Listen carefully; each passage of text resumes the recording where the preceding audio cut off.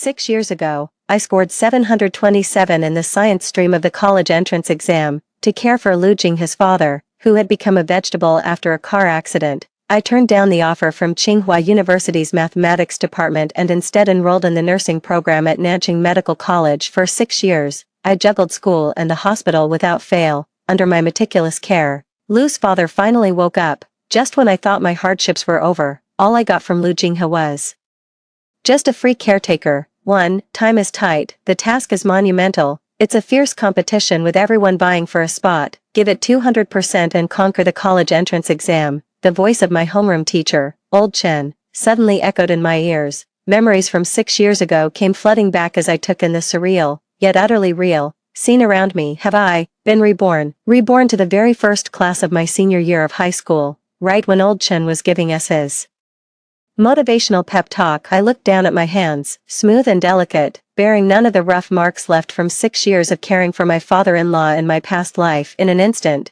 tears welled up uncontrollably at the corners of my eyes, and my shoulders trembled with irrepressible excitement. Good, this is perfect. Since I've been given this chance to start over, I'll make sure the wicked get their due and the good find their rightful reward. Shall you take 3 classmates and go fetch this semester's new textbooks from the academic affairs office? With that, old Chen left the classroom. All right, Professor Chen. After processing the fact of my rebirth, I slowly let out a sigh of relief. There was still a year left. It wasn't too late. In my past life, I studied nursing, but I never could let go of my passion for mathematics. Whenever I had a spare moment, I'd dive into a few challenging problems. While I was no academic prodigy, my skills were more than enough to handle senior year of high school. I quickly drafted a 1-year study plan. Time waits for no one. Even though I had been the city's top science student back in the day, 6 years had passed, many concepts had grown fuzzy, and I needed to review and relearn as soon as possible. Yu, let me help you. Lu Jinghe's voice came from behind me. My steps faltered, my blood ran cold,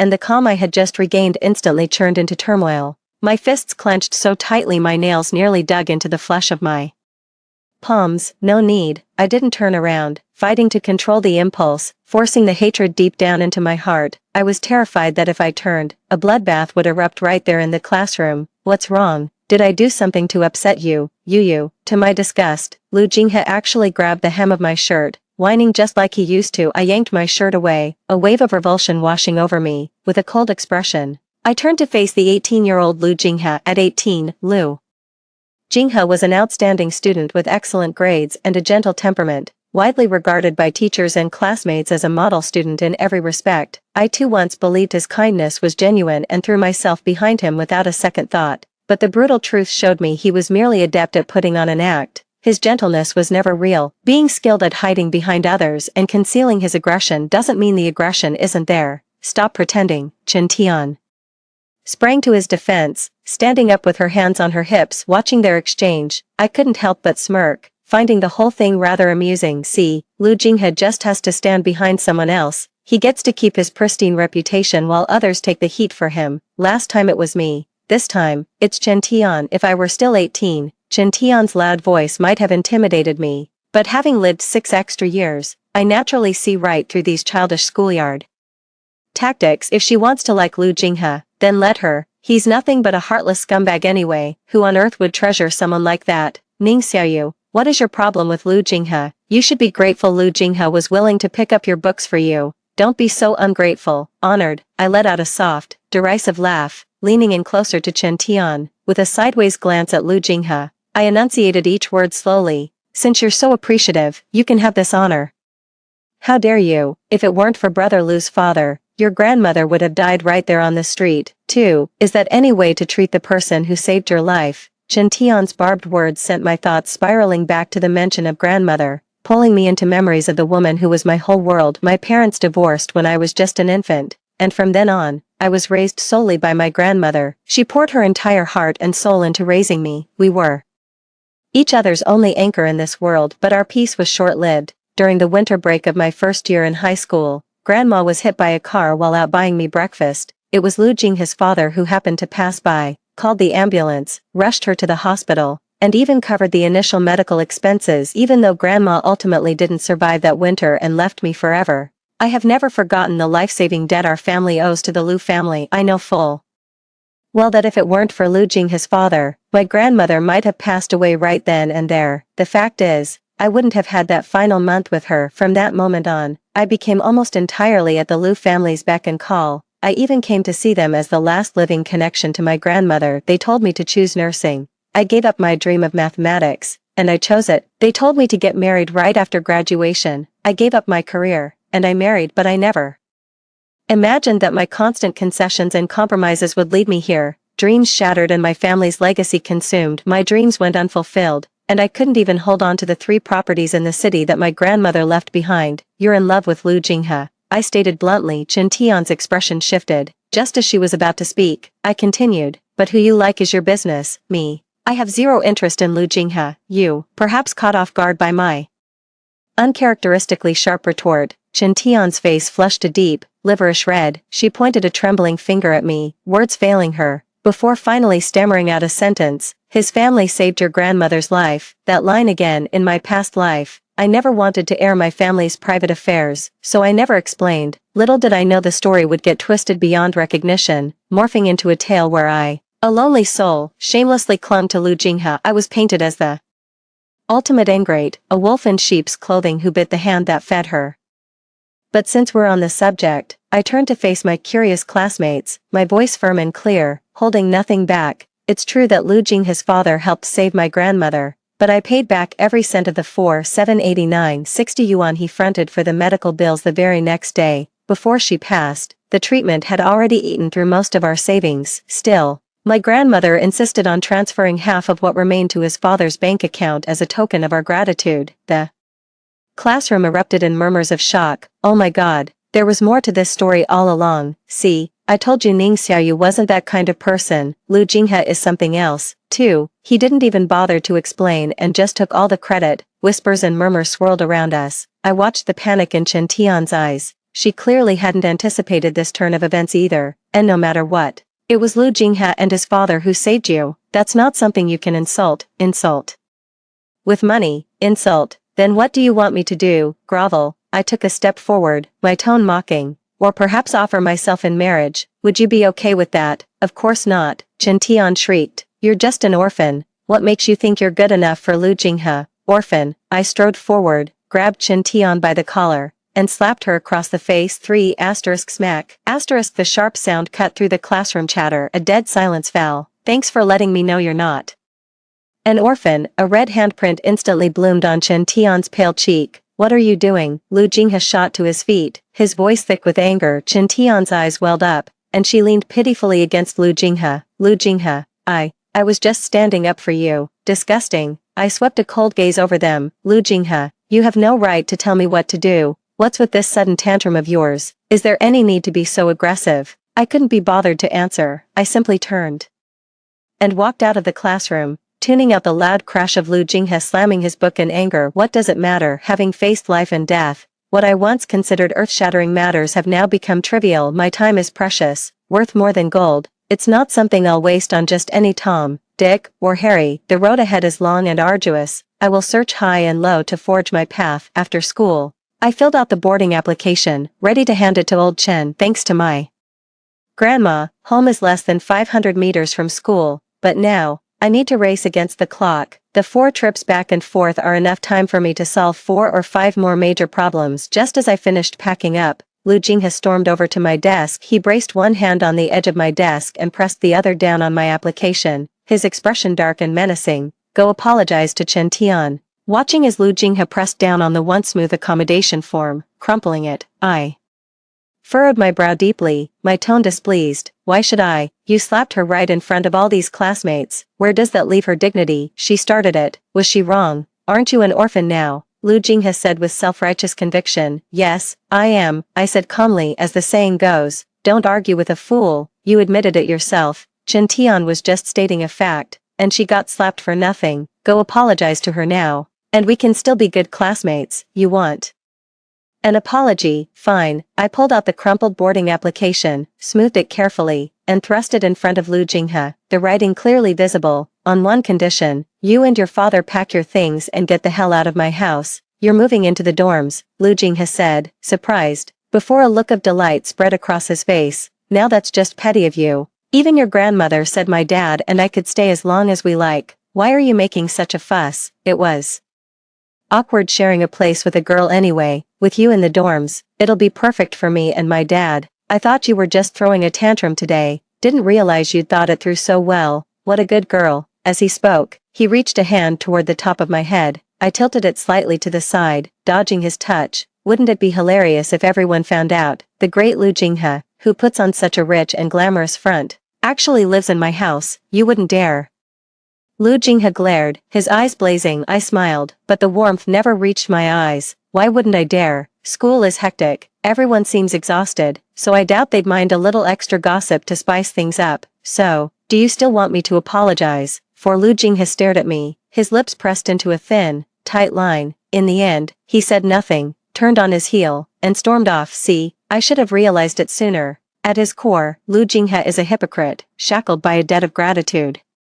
Until he lost himself completely, but it doesn't matter. What's rightfully mine, I'll take back sooner or later. I just hope that in 6 months, Lu Jinghe will still have the nerve to fling the word orphan around so casually. After successfully applying for the dormitory, I immediately threw myself into preparing for the college entrance exams while the entire school slept. The lamp by my narrow 0.9-meter bed burned bright, outshining even the stars. The exhaustion of every late night was the groundwork I laid for my brilliant performance in the college entrance exam. With my ranking climbing steadily after each weekly and monthly test, I knew I would win this race against time. As the college entrance exam drew near, everyone put away thoughts of fun and games. A tense atmosphere spread throughout the entire school. Even Chen Tian had been keeping her head down and studying lately, no longer dancing in front of me to stir up trouble for her beloved. Life was simple, fulfilling, and full of drive, until the calendar hanging at the front of the classroom turned to April. My long calm heart stirred once more. A slow smile curved my lips. It was finally here. Lu Jinghe, your first taste of retribution. On April 15th, less than 2 months before the college entrance exam, Lu Jinghe's father was hit and sent flying by a speeding SUV while jaywalking across the road. The SUV driver was found primarily responsible for the accident. Lu Jinghe's father's life was saved, but at the cost of falling into a vegetative state from which he never awoke. In my past life, I had my heart set on the mathematics department, but to repay a debt for saving my life, I willingly chose a local nursing program. Studying for my degree while caring for Lu Jinghe's father, I poured 6 whole years into it, from starting university to graduation, from my hospital internship to becoming a full-time employee. I never slacked off for a moment. 6 years. How many 6-year stretches does a person even get? Ning Xiaoyu, I'd done right by everyone.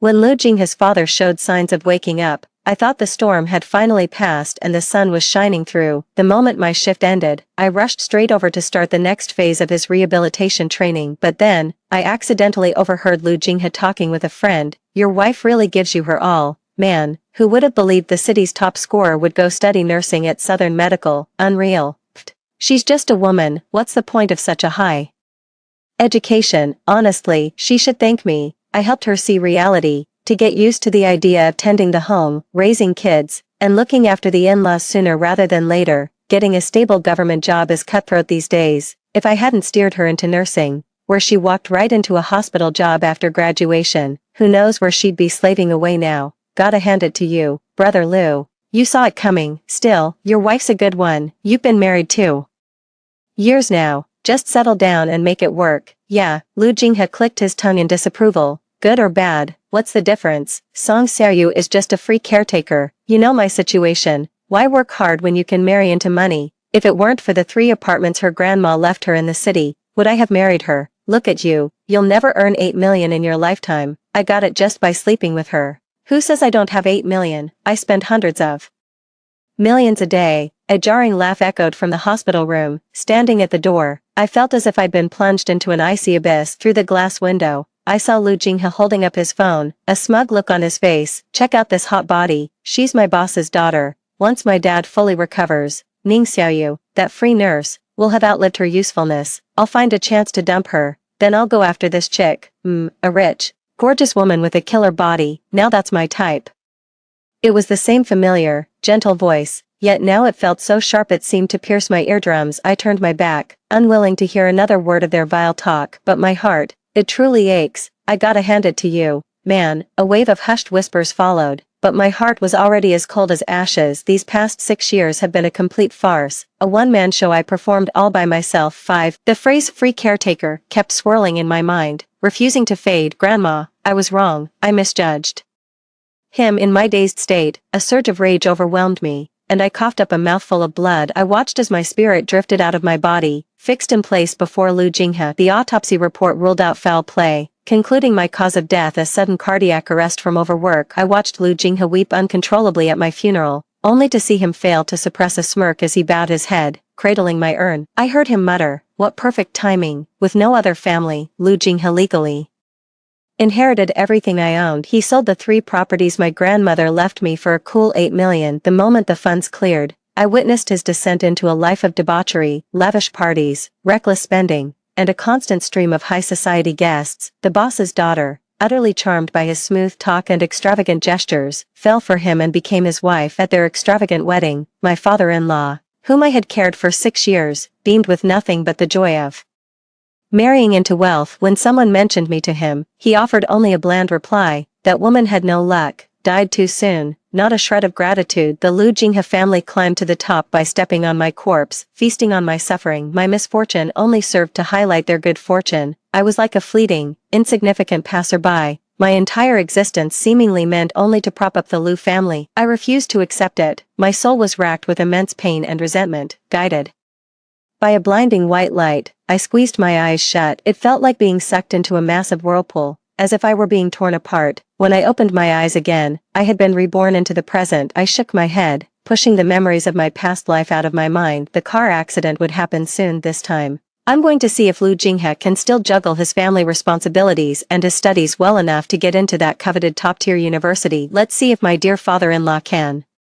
wake up so quickly again and pull off another medical miracle. During morning reading, I was reciting an English essay. I had just finished reciting the last line when I looked up and saw old Chen walk into the classroom with a grave expression. He went to Lu Jinghe's side, tapped his desk, and said in a low voice, "Come with me." There was a barely perceptible tremor in old Chen's voice. I glanced at the calendar and immediately understood. Lu Jinghe returned to his seat pale as a ghost. Without a word, he began packing up his textbooks. Chen Tian, noticing his pallor, asked if something was wrong. He just shook his head in silence, shouldered his backpack, and quickly left the classroom. The classmates around whispered among themselves, but soon dismissed it as a minor incident. With the college entrance exams looming, everyone's time was exceptionally precious. For the past 2 months, teachers of all subjects had stopped giving lectures. It was mostly in-class tests or self-study sessions to identify and fill our own knowledge gaps. My desk was buried under a mountain of test papers.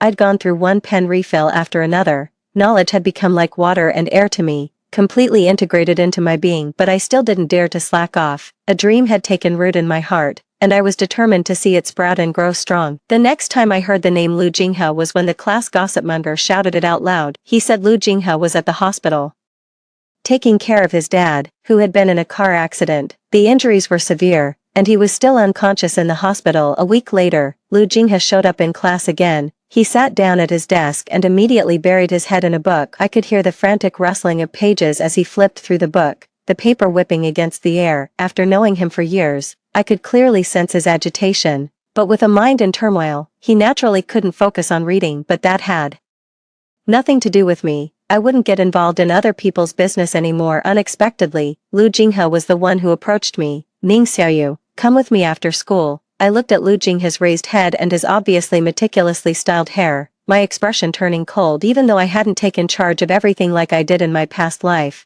that was still his own father. He actually had the time and energy to fuss over his hairstyle. Pitiful, his father had planned and schemed for him at every turn, never imagining his son could be so cold-blooded at heart.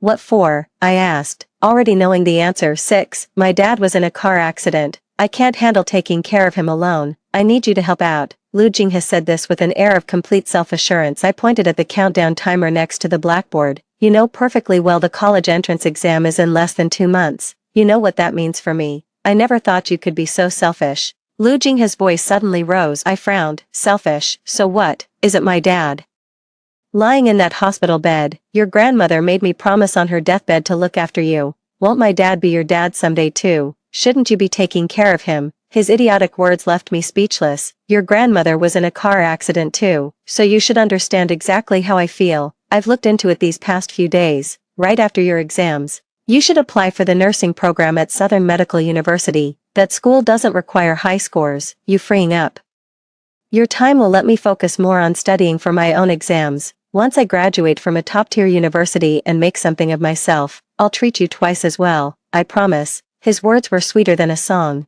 In my past life, looking into his sincere eyes, I was inexplicably fooled by his act. Get out of my sight, now. Immediately, I thought my disgust was plain enough. But I'd clearly underestimated just how shameless Lu Jinghe could be. He suddenly grabbed my wrist and started dragging me out of the classroom. Don't you forget, if it weren't for my father, you wouldn't have gotten that last month with your grandmother. Let go, I snapped, my face cold as I wrenched my wrist free from his grip. I won't repeat myself. It's one thing for others to speculate out of ignorance, but you should know better. Or do you want everyone to know exactly how much my grandmother gave you? Half of her life savings. A single phone call earned you all this. If you had any conscience, you'd know when to quit while you're ahead. Instead, you're holding that favor over my head. Lu Jinghe, let me help you look after your uncle, Chen Tian said cheerfully, skipping over to his side. Thank you, Xiao Tian. After speaking, Lu Jinghe turned to look at me. Perhaps seeing my resolute expression, he finally didn't press the matter further. He took Chen Tian's hand and left the classroom,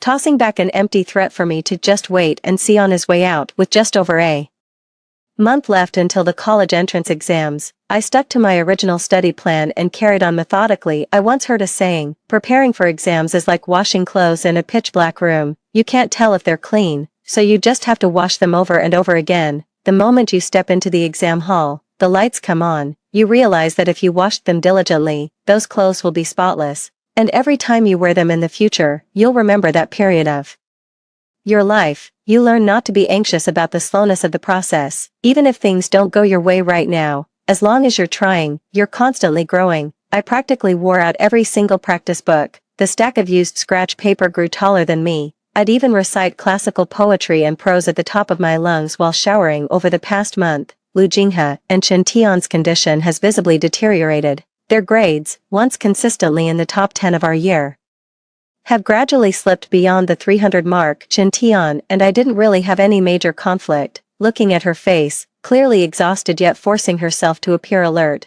I shook my head inwardly. I simply felt sorry for this 18-year-old girl in the bloom of her youth. At that age, it's all too easy to let love cloud your judgment, just as I did in my past life. She doesn't know that the safe harbor she thinks she's found has already had its price secretly marked up. Lu Jinghe plays the part of her perfect boyfriend, but a leopard can't change its spots. Sooner or later, she'll discover the other, hypocritical face hidden behind the mask of the man she finds so delightful, a discovery that might bring the greatest storm of her life. 7 On the 2 days of the college entrance exams, a light drizzle fell continuously from the sky. There was no clamorous noise, no sweltering summer heat. My heart achieved a peace like never before. After finishing the last exam, I stepped out of the testing hall and felt a wave of complete relief wash over me. I didn't bother checking answers with my teachers or classmates, because for the first time in 3 years, this was one set of papers that didn't require any follow-up or review. I went back to the other small apartment my grandmother had left me, surrounded by her lingering presence.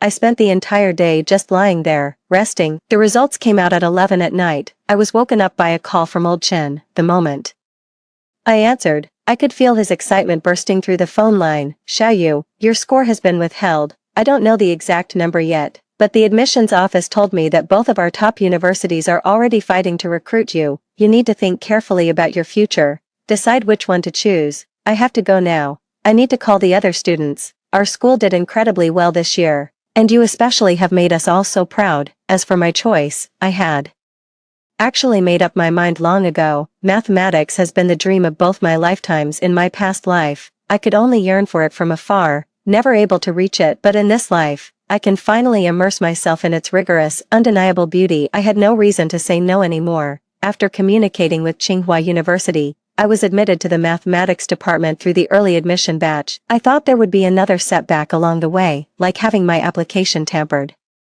with. On the final day, I was refreshing my application portal almost every 2 minutes. Fortunately, there were no further mishaps when I went back to school. A huge arched inflatable banner stood at the entrance. Just like in my previous life, it read, "Warm congratulations to our student Ning Xiaoyu for scoring 727 in the Gaokao and becoming the Nanchur science stream top scorer." The difference was, this time, there was an additional line of eye-catching red characters underneath, admitted to Tsinghua University's mathematics department. I headed towards Old Chen's office. When I pushed the door open, Old Chen was still flushed with excitement, chatting animatedly with several other teachers. Seeing me, his face lit up with a smile. He jogged over and patted me on the shoulder. "Xiaoyu, you must come back and visit more often. Share your study tips with those rascally juniors of yours." The other teachers also gathered around to offer their congratulations. I nodded in acknowledgement to each one, my sincerity unmistakable.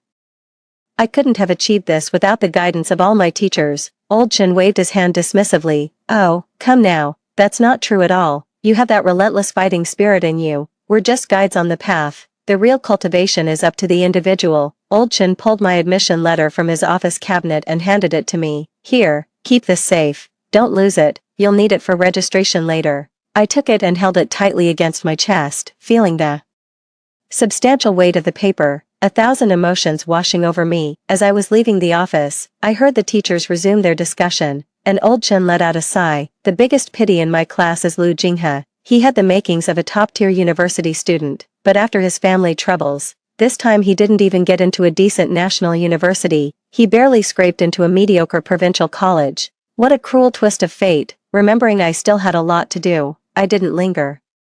I placed the admission letter in a compartment of my backpack and headed home, where I unexpectedly ran into Lu Jinghe at the school gate. The once brilliant young man now had hollow, vacant eyes, his decadence unmistakable. When he saw me, his eyes turned bloodshot. "Ning Xiaoyu," he charged at me. Before I could react, he shoved me to the ground. Lu Jinghe grabbed my shoulders, the veins in his arms bulging as he screamed hysterically, "This is all your fault. If you hadn't refused to help me take care of my dad, I wouldn't have gotten such a low score. You ruined my life. Humph. If I can't get into a top university, you're not going to Tsinghua either." With that, he lunged at my backpack like a madman. "Where's your acceptance letter? I'm going to tear it to shreds." I used every ounce of my strength to shield my backpack, my knuckles turning white from the strain. A crowd of students quickly gathered, and campus security rushed over to pull Lu Jinghe away. Moments later, Old Chen arrived after hearing the commotion. Seeing the red marks on me, he spat in disgust and delivered a swift kick to Lu Jinghe.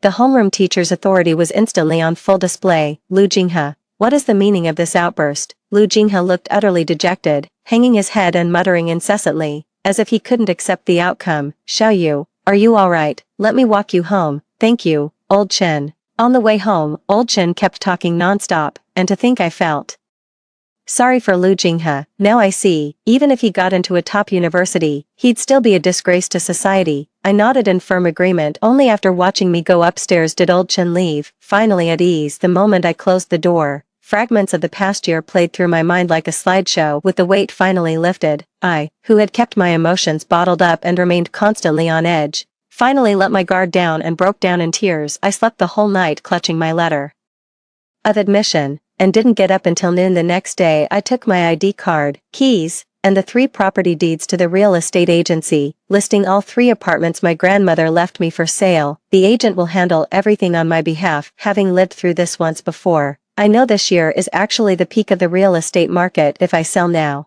I can get at least 10 million, with a bit more luck. It could be 11 million. Grandma has long been gone, and I feel no attachment to this city that held me captive for a lifetime. It's buried under too many of my humiliations and despairs. I only need to build my own harbor. I believe Grandma, looking down from above, would support my choice. When I got back, I found this year's Huaqing University freshman group chat. After chatting for a few days, I quickly became a familiar face. The properties in Nan City aren't fully sold yet, so I need to be careful with the money I have on hand. I asked a helpful senior from my department to help me find a shared apartment to stay in before the semester starts. My senior was very enthusiastic. "Junior, I'm interning at a research institute this summer and rented a 2-bedroom apartment close to campus. I was just worried about finding a roommate. Your timing is perfect." "Thank you, senior." "No need to thank me. Our meeting is fate." My senior sent a cute bunny sticker. "But even though you're my junior, I won't be giving you a discount on the rent." "Haha, of course not," I replied,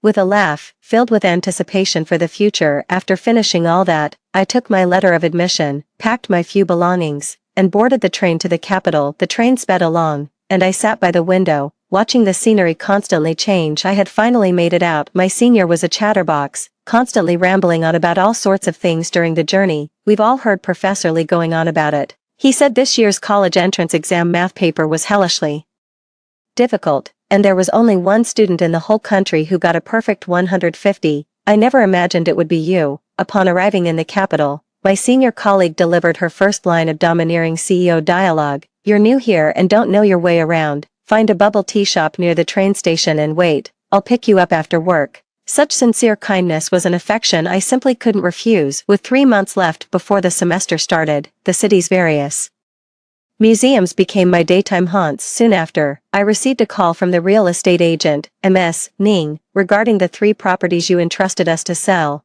2 have been sold for $709 million. Once the buyers complete the title transfer, we'll wire the post-tax amount to the bank card you provided. Thank you. I appreciate your hard work. Not at all. I'm on commission too, the agent replied cheerfully. It's just that there's a bit of a situation with the property near First High School. A rather ill-tempered young man is living there. My colleagues have tried to visit several times, and he's chased them off every time. Ms. Ning, if you don't mind me asking, what's your relationship with him? Is he your tenant? You know, sale does not break a lease, so we need to tailor our approach accordingly. 9, I replied. We have no relationship whatsoever. If you have a way, just kick him out. I'll pay you extra for it. Got it. Got it. Hearing you say that puts my mind at ease. In less than 2 days, I received another unknown call from Nancher. My gut told me it was Lu Jinghe. Sure enough, the moment I answered, I heard Lu Jinghe screaming curses at me. Gone was his usual gentleness. Ning Xiaoyu, you bitch, are you trying to drive me to my death?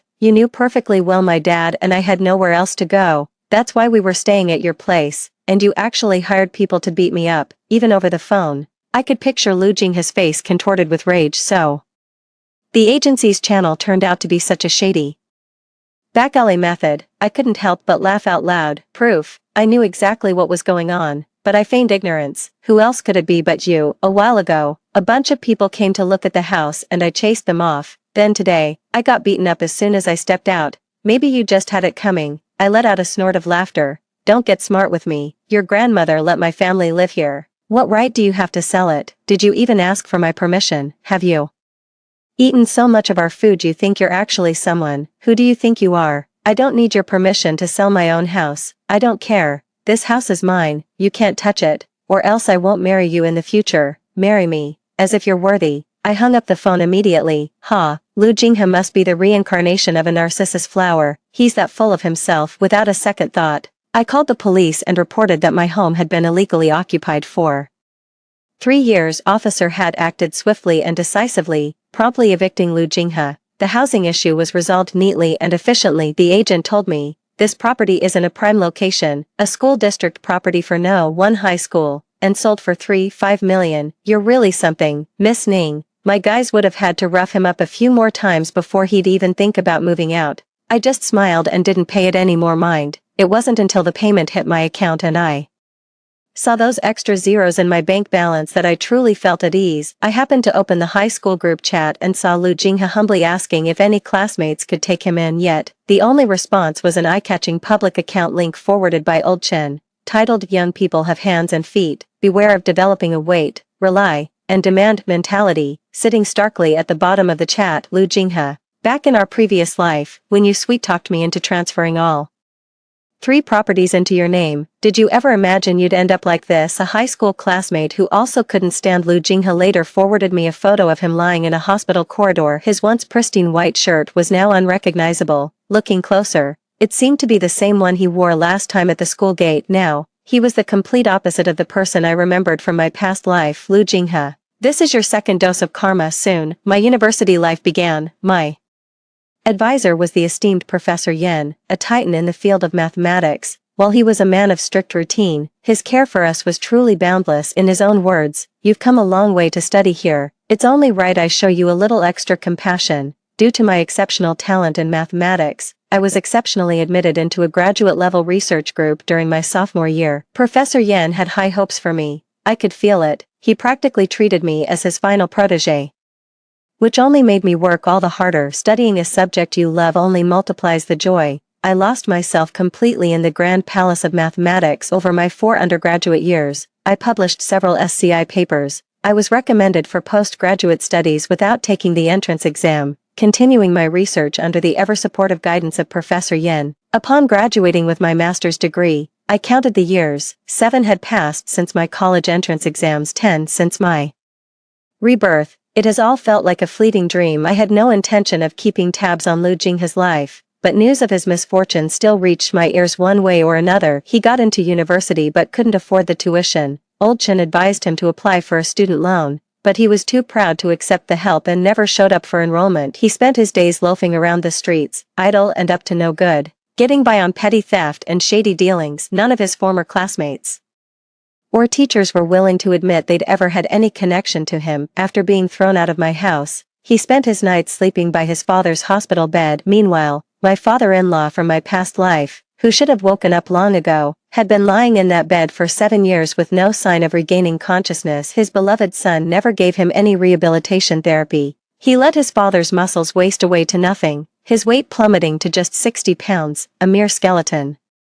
Draped in skin, basic hygiene was out of the question. Bedsores covered his body, filling the room with a stench so foul even the nurses avoided going near him. Later, when the hospital's advance compensation payment ran out and they demanded more fees, Lu Jinghe, who couldn't scrape together 10 yuan, simply pulled out his father's oxygen tube. He never woke up again. Lu Jinghe was arrested by the police for intentional homicide. The murder of his own father was a particularly heinous crime that sent shockwaves through the small city of Nanchur. Amidst public outcry and numerous petitions, he was sentenced to 20 years in prison according to the law. The hospital revealed that 7 years ago, Lu Jinghe had caused a major scene demanding the return of a pre-deposited compensation fund. If not for the regulation that such funds could only be used for medical treatment, his father wouldn't have clung to life for those 7 years. But none of that has anything to do with me anymore. Apart from old Master Chen and a fellow student I had academic dealings with in Jingshi, my ties to Nanchur are completely severed. 7 years later, I had become a postdoctoral researcher. My academic achievements were so outstanding that, despite lacking overseas study experience, the university went against the norm and, under pressure, made an exception to keep me on as faculty. Knowing my family circumstances, old Master Yen took me in as his goddaughter. It was the start of another new academic year. I strolled along the university's ginkgo tree-lined path. I smiled, watching the students with their youthful faces, brimming with boundless, upward-striving vitality. Girls, don't seek security and a sense of belonging from anyone else. In this life, you can only truly rely on yourself. End of story. That's the end of the first story. Don't go away. The next one is even more thrilling. Reborn in the 80s, there I was, standing before the bulletin board with a brick in hand, ready to confront my fiancé. He told me to get lost, to hand over my model worker title and our apartment to Li Shuaqin, his precious good sister. In my past life, I was that foolish. He used the blueprints I'd burned the midnight oil on to climb the career ladder. Then, in a heartbeat, he turned around and framed me for stealing the factory's imported bearings. He swindled me out of every last penny of the compensation my father died for, sweet-talking me with promises of marriage and a home for my brother and me. In the end, he tricked me into guarding that dilapidated warehouse with its aging wiring, only to have my legs hacked off. The door was bolted shut, flames roared to the sky. The day I was burned alive, they were packing up all my money, dreaming of heading south. Li Shuaqin, her hand resting on her slightly rounded belly, nestled in Wang Zhengwo's arms. That jinx is finally dead. Our good days are here at last, a second chance at life, and this is a frame-up. I'll handle this myself. Zhang Chenmei, have you got no shame? A woman like you, instead of focusing on how to serve your man, get married, and have kids, you're busting your ass trying to compete with men for what? For what? For a lousy model worker title, for a damn apartment. I'm a goddamn officer in the security department now. You love showing off, parading yourself around. Where does that leave my face? Huh, you happy now that the whole factory is gossiping about me behind my back? A dull roar. It felt like something exploded inside my head. This familiar scene, this soul-crushing humiliation, no, this feeling. Shouldn't I have had my legs broken by them on that cold, rainy night, dying like a stray dog in that abandoned warehouse? Is that right? I suddenly raised my hand and pinched my own thigh. Pain, excruciating pain. I have been reborn. Heaven has eyes. It actually sent me back to the very day this tragedy began in my past life. Right here in front of this bulletin board, Wang Zhengwo used the same excuse, leveraging his hypocritical cadre status, to force me to sign that voluntary application. Giving up everything, a torrent of hatred, like molten lava, churned and roared in my chest. The huge red bulletin board beside the main road today, a freshly posted list was up there. This year's candidates for model worker, and the preliminary housing allocation roster. My name, Jean Chunmei, was right there on the list, top candidate for model worker, and my points for housing allocation were near the top as well. I stood at the edge of the crowd, my heart pounding with excitement and a long lost sense of hope. This was it. This was what I had fought for with everything I had in my past life and still failed to grasp. But the next second, a figure blazing with anger suddenly blocked my path, its shadow engulfing me. Wang Jiangwo, my nominal fiancé, the newly appointed deputy section chief of the factory's security department. His face was livid, spittle practically flying into my face. His voice, booming like the factory's loudspeaker, instantly drew the attention of every passing worker. I clenched my fists so tightly my nails dug into my palms, using the pain to force myself to stay calm. What on earth did I ever see in a scoundrel like him back then? Don't panic. I can't let him scare me witless with a few words again. Not like last time. I lifted my head and met Wang Jiangwo's eyes, which were filled with nothing but contempt and a desire to control. I didn't shout. My voice was even quieter than usual. Wang Jiangwo, I earned my honors with my own skills. I got my housing allocation fair and square, based on my father's seniority, paid for with his life, and my own technical merit points. What the hell is your problem? The voice wasn't loud, but it cast an eerie hush over the boisterous crowd. Wang Jiangwo clearly hadn't expected me, who was always so meek and submissive in front of him, to talk back. He was stunned for a second, then grew even more furious. I didn't give him a chance to spew more crap. I sped up my words, my voice suddenly rising, laced with undisguised scorn. You want to talk about face? Fine, let's settle this right now. Who was it last year that took the technical improvement blueprints I slaved over for 3 sleepless nights, ran to the factory bosses to claim credit, and only then climbed into this deputy section chief position? My work number is still stamped on those drawings. And, who was it the winter before last, whose family gambled away everything, didn't even have money for cold briquettes, came crying to my house in the dead of night, bawling his eyes out, practically on his knees kowtowing, to borrow the compensation money my father paid for with his life? That money, have you even fucking paid back? Now you're all dressed up, a big shot official, and you have the nerve to look down on me, the one who's always cleaned up your messes, who slaved away for you. Your fiancé is an embarrassment. Wang Jiangwo, is your face made of sandpaper? Each word struck Wang Jiangwo's face like a sledgehammer. His face, which had been livid, instantly flushed a deep purplish red. His eyes darted about, his lips trembled, but he couldn't utter a single word in rebuttal. The fellow workers around them erupted in an uproar. Holy shit, is that true? Deputy Section Chief Wang is that kind of guy.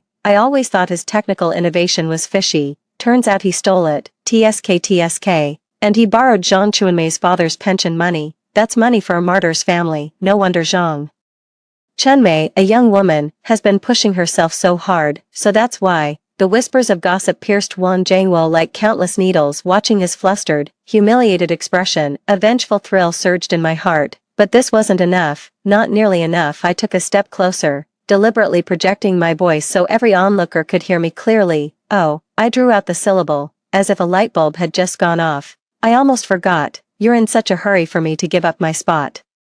It must be because you want to give it to that sweet, lovely good sister of yours, Li Shuaqin, right? Li Shuaqin. The moment that name was uttered, the color drained from Wang Jiangwo's face. I let out a cold laugh and twisted the knife deeper. After all, Li Shuaqin's father is deputy director Li from our factory's logistics department. He's the one who holds the power over welfare housing assignments. You're using my future, my blood and sweat, to pave the way for you and your dear sister, just to secure your own bright future. Wang Jiangwo, you've got some damn clever schemes going on. That's bullshit. Wang Jiangwo was completely triggered, like a dog whose tail had been stepped on. He suddenly raised his hand, his palm like a fan slicing through the air towards my face, all while spewing filthy curses. I'll teach you to spout nonsense, you bitch. I'll beat you to death. In my past life, it was this very slap that stunned me. That made me afraid, but now, screw that. A fierce glint flashed in my eyes. I had already twisted my body to the side the moment he raised his hand,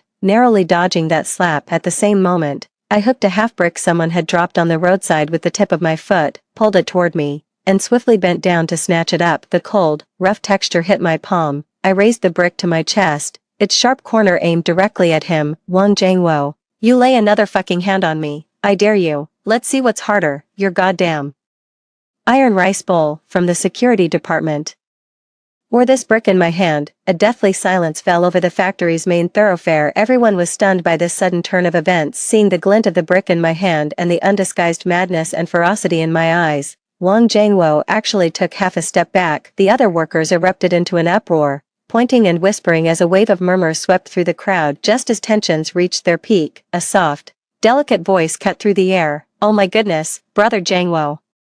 Sister Chunmei, what on earth is going on here?" I didn't even need to look up to know who had arrived. Li Shuaqin was wearing a floral dress that clashed starkly with the sea of gray-blue work uniforms around her. Her hair neatly combed, her face wore a perfectly measured look of anxiety and concern, and she had just so happened to appear right at the epicenter of the conflict. She hurried over to Wang Jiangwo's side, placing her delicate, boneless hand on his arm and tilting her pitifully sweet face up towards his. Her voice trembled with the threat of tears. "Brother Jiangwo, please don't be angry, Sister Chunmei, she surely didn't mean it. She's had so much going on at home lately, and with her brother's health being poor, she's under immense pressure. She just spoke out of turn. Please don't hold it against her." While placating Wang Jiangwo, she turned to me, her eyes rimmed red, putting on the act of a devoted, heart-on-her-sleeve best friend. "Sister Chunmei, I know you're suffering, but we can talk this out properly. What are you doing with that brick? Put it down, it's so dangerous. Careful now. Brother Jiangwo means well, he's just worried that a girl being so fiercely competitive might make it harder to find a good husband later on." A cold laugh echoed in my heart. In my past life, I was completely fooled by her hypocritical act of pretending to have my best interests at heart. I considered her my only confidant, my dearest sister, and what was the result? The result was her climbing into my fiancé's bed, then joining forces with him to push me into an abyss of despair. As expected, her insincere comfort was merely the prelude. Li Shuaqin deftly shifted her tone, her gaze settled on me with feigned concern. Her voice was soft, yet perfectly audible to everyone around us craning their necks to listen. "Sister Chunmei, I know how badly you want that apartment the factory is allocating, especially for your brother's sake, but, with some things, you absolutely must not take the wrong path." She paused, as if having mustered great resolve, and continued with a hint of hesitation and reluctance. Last night at the equipment warehouse, it seems a batch of very important imported bearings went missing. Some people say, more than an hour after the late shift ended, they still saw you near the warehouse, alone, lurking around suspiciously. "Sister Chunmei," she suddenly raised her voice, as if anxious on my behalf, "you must not do anything foolish. That's state property. Stealing state property means you'll be arrested and sent to jail." Boom. That statement landed with even more force than Wang Jiangwo's insults from moments before. The gathered co-workers instantly gasped in shock. Imported bearings, those are worth a fortune. Losing them is a disaster, and stealing state property, in this day and age, is a crime that can ruin a person's life, even drag down their whole family. Every eye in the room instantly snapped to me like a spotlight, filled with scrutiny, suspicion, and even contempt. Wang Jiangwo's eyes lit up as if he'd grabbed a lifeline. He sprang to his feet, pointed a finger right at my face, his voice dripping with malicious glee. Well, Zhang Chunmei, no wonder you've been so damn feisty today. Guilty conscience, is it? Stealing from the state, you've got some nerve. No wonder you dared to cross me." He glared at me with venom, as if he'd already passed judgment. "I'm going back to the department right now to get people. We'll arrest you, you parasite, you thief, and we'll interrogate you properly." Same old story, same old tactics. Last time, I was completely blindsided by this sudden slander, left speechless and unable to defend myself. In those days,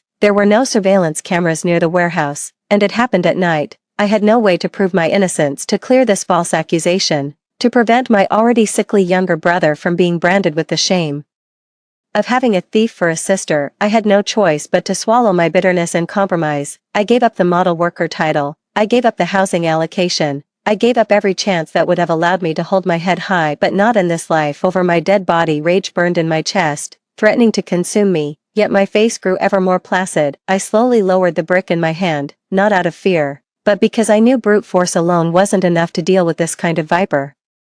"Enough, Li Shuaqin." My voice was clear and icy, carrying an undeniable, penetrating force. "You can eat whatever you like, but words, you can't just throw them around." Li Shuaqin flinched under my gaze, but quickly straightened her back, putting on a brave face. "Sister Chunmei, I'm just concerned about you." "Concerned about me?" A cold smile curled at the corner of my mouth. So your concern gives you the right to sling mud at me with no proof. You say someone saw me, alright then. I took a step forward, closing in on her, my gaze sharp and intense. Who saw it? What's their name? Which workshop are they from? When did they see it? What was the exact time? Where in the warehouse did they see it? What was I doing at the time? Besides this so-called witness, who else can back this up? My questions came rapid fire, one after another, pelting Li Shuachin like a barrage. Her face visibly paled. Her eyes began to dart away, and her lips trembled as she stammered, I just heard about it. I was only thinking of your best interest, my best interest. My sneer deepened,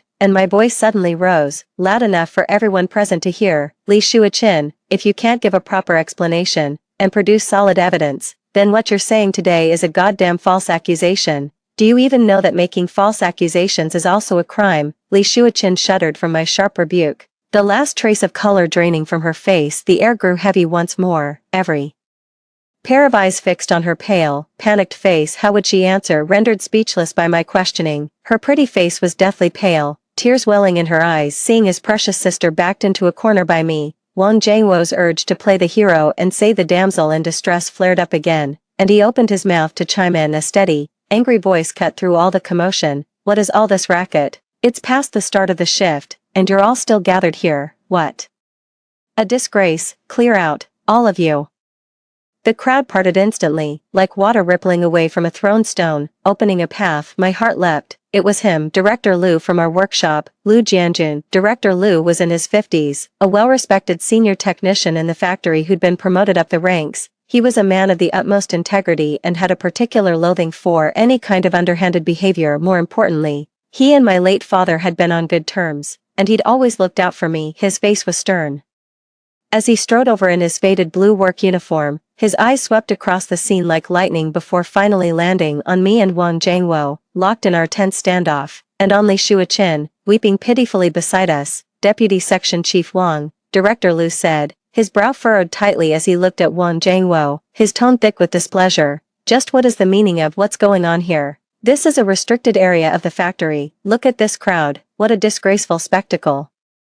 Wang Jiangwo's bluster instantly deflated in front of Director Liu. After all, Director Liu was a senior figure and a technical ace, respected even by the factory leadership. Wang, a newly promoted deputy section chief, simply didn't dare to act too recklessly. He forced a smile that was uglier than a grimace. Director Liu, you've come at just the right time. This Zhang Chunmei, everything requires evidence. Director Liu cut him off without ceremony. His gaze shifted to me, softening slightly but remaining stern. Zhang Chunmei is a key technical member of our workshop, a multiple-time model worker. I have complete faith in her skills and her character. As soon as he said this, murmurs rose from the crowd again, with many people nodding in agreement. Director Liu turned his cold, hard stare back to Wang Jiangwo. As for this warehouse theft you mentioned, that's a matter for the security section to handle.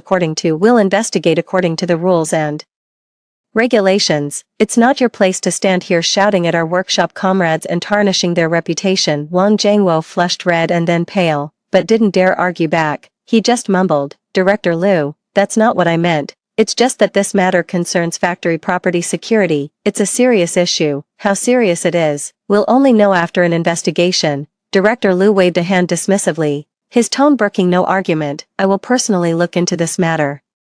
Now, you go about your business. With that, he ignored Wang Jiangwo and turned to me. Zhang Chunmei, don't just stand there either. Come back to the workshop with me. I felt a slight easing in my chest, knowing the immediate crisis had been temporarily averted. Thank you, Director Liu, I said quietly, seeing he couldn't do anything to me in front of everyone and having been scolded by Director Liu. Wang Jiangwo looked even more humiliated. He shot me a vicious glare, the resentment and frustration in his eyes almost palpable just as he turned, ready to put his arm around Li Shuachin, who was still sniffling there, feigning grievance, and leave. He swiftly pulled a crumpled piece of paper from the pocket of his cadre uniform. Seizing the instant he brushed past Director Liu. In a flash, he shoved it into my hand. At the same time, he lowered his voice and hissed rapidly into my ear, you lucky bitch. This is your voluntary application to forfeit the model worker title and housing allocation. I've already signed it for you. Be smart, find a chance to submit it yourself, or else. He paused, his voice dripping with a bone-chilling threat, or else that batch of missing imported bearings will just happen to be found under your bed. When that happens, you can just wait to be arrested.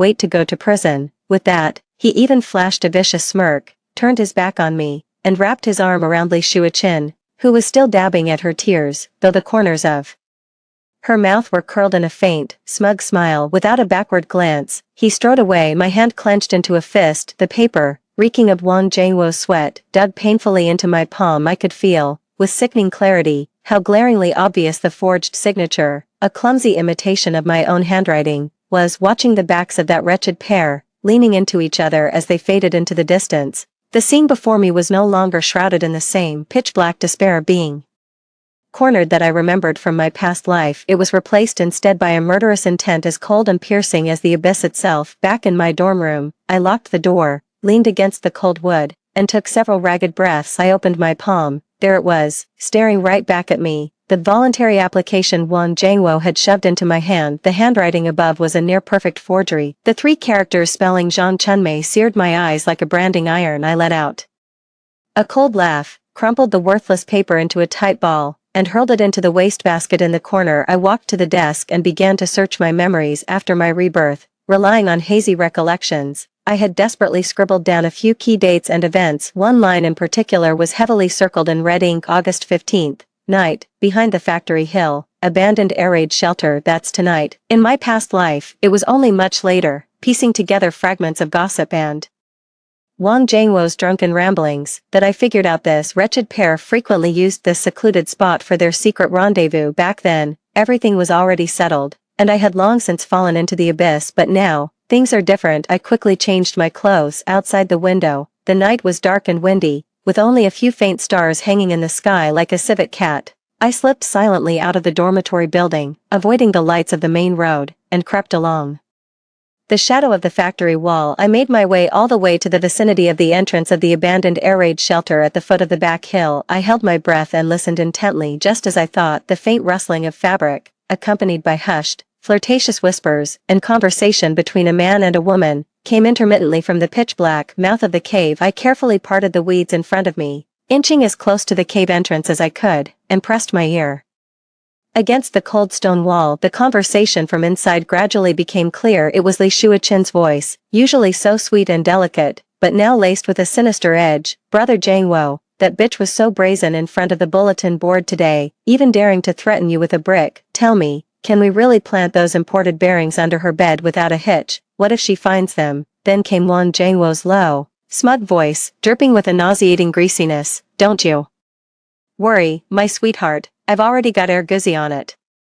It'll be done without a trace. Her dad died young, her mom remarried, and she's only got that sickly younger brother out in the countryside. No one's got her back. Tomorrow, once the security team finds the goods and hauls her in for a good scare, she'll have no choice but to fall in line. Then, that model worker honor, and that brand new south-facing apartment, won't they all be yours? From inside the cave came Li Shuichin's contented, coquettish giggle, followed by a voice laced with greed. That's not enough, Brother Jingwo. I heard that when her father died in that work accident, the factory paid out a huge compensation. That cunning little bitch has been clutching that money tight in her fist. No one knows where she's hidden it. Once her reputation is completely ruined over this theft scandal, once she's utterly disgraced, you can pretend to be magnanimous, to let bygones be bygones. Go comfort her, and marry her. Once you're married, that money will rightfully be yours, won't it? And then, Wang Jingwo let out a bone-chilling, sinister laugh. Ha ha ha, my clever little sweetheart,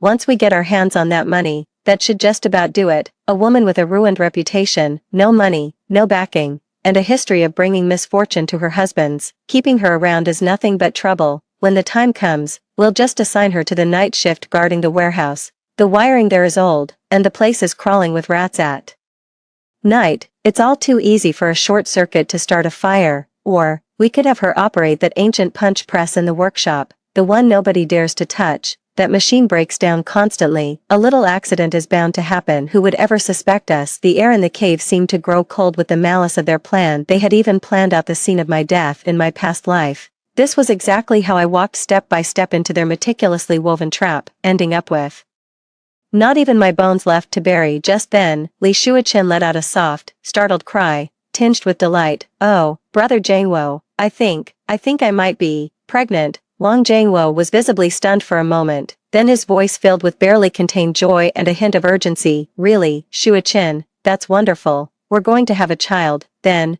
we have to move even faster. We must get rid of that stumbling block. Zhang Chunmei, as soon as possible. Once we have the money, we'll leave this godforsaken factory and take our child south to live the good life. Another wave of lewd laughter and intimate murmurs echoed from within the cave, and I, standing by the cold stone wall at the cave entrance, felt an uncontrollable chill shoot from the soles of my feet straight to the crown of my head. A sham marriage, a plot for money, murder, that despicable pair, those beasts in human skin. A tidal wave of hatred, like a raging tsunami, threatened to completely overwhelm my reason. I clenched my jaw so hard I thought my teeth would crack, not letting a single sound escape. I must not alert them. The time is not yet right. 3 days later, a general meeting for all factory staff was convened in the main auditorium. A red banner hung down from above the stage, bearing the slogan, "Go all out, aim high, and strive for the 4 modernizations." The factory leadership sat on the rostrum, which was draped with a white tablecloth, their expressions solemn. Below, the seats were packed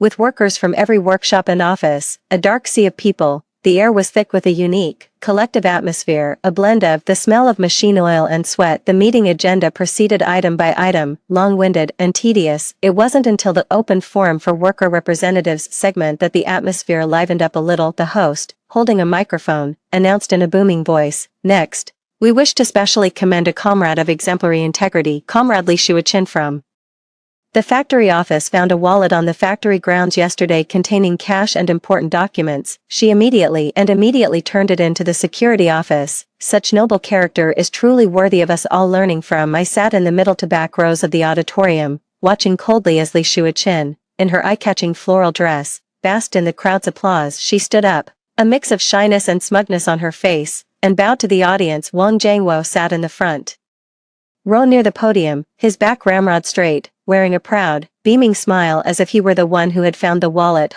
They're really committing to the bit. That wallet was almost certainly dropped on purpose by Wang Jiangwo, all to make his good little sister look good and curry favor for her with the factory leadership. In my past life, I was foolish enough to be happy for her. As soon as the host finished speaking, before the next speaker could take the stage, I calmly stood up. Holding a plain, hardcover notebook in my hand, clutching my notebook, I walked up to the podium. All eyes were on me, tinged with curiosity. After all, the incident at the bulletin board a few days prior had already spread throughout the entire factory. Once I was positioned behind the lectern, I didn't even glance at the speech in my hand. It was merely a prop. I calmly surveyed the room, my voice clear and steady. "Leaders and comrades, good day to you all." Having just heard the commendation for Comrade Li Shuo-chin, I was deeply moved. Returning lost property and upholding honesty and integrity are precisely the fine qualities our working class at the Red Star factory should possess. At present, the entire factory is actively responding to the call to promote civility and foster new practices. Each and every one of us should, through concrete action, love this factory as our own home and safeguard the honor of our collective. The opening remarks were impeccably proper, beyond reproach. The factory leadership on the stage nodded in approval. I paused, then shifted my tone with apparent ease. "However, comrades, we must also recognize that within our collective, there do exist some discordant, even downright ugly phenomena. For example, my voice was not loud, yet it dropped like a stone into a still pond. I have observed that a few individuals, abusing their positions, have been furtively taking leftover scrap metal and copper wire from the factory's production, treating it as their own property, and transporting it outside to sell for personal gain. This is nothing less than undermining the foundations of socialism." A low murmur rippled through the audience below. Clearly, some had been struck by the accusation, or it had sparked a thought. "And there are others," I continued, my tone growing more forceful. "During work hours, they sneak away from their posts, their minds not on production. Instead, they hide in remote corners of the factory, engaging in inappropriate physical intimacy, canoodling, and carrying on with romantic affairs. This not only disrupts production discipline but also corrupts the moral character of our working class." The remark was even more blunt. Several young men and women blushed, exchanging meaningful glances. I could clearly sense that Wang Jiangwo and Li Shuo-chin, sitting in the front row, had both stiffened slightly. The climax was here. My gaze swept slowly across the room, finally landing squarely on Wang Jiangwo and Li Shuo-chin, whose faces were beginning to look unnatural, and what's worse, for petty personal gain, for ulterior motives. Some will stop at nothing, fabricating stories out of thin air, slinging mud at diligent, hardworking colleagues, engaging in slander. This behavior is not only malicious, it's a trampling of the revolutionary camaraderie between comrades. As the words hung in the air, I could see Wang Jiangwo's fist clenched tightly on his knee, and Li Shuaqin's face instantly pale. I smiled faintly. So, comrades, we must not only learn from Comrade Li Shuaqin's noble virtue of returning lost property, we must also keep our eyes peeled and stay vigilant.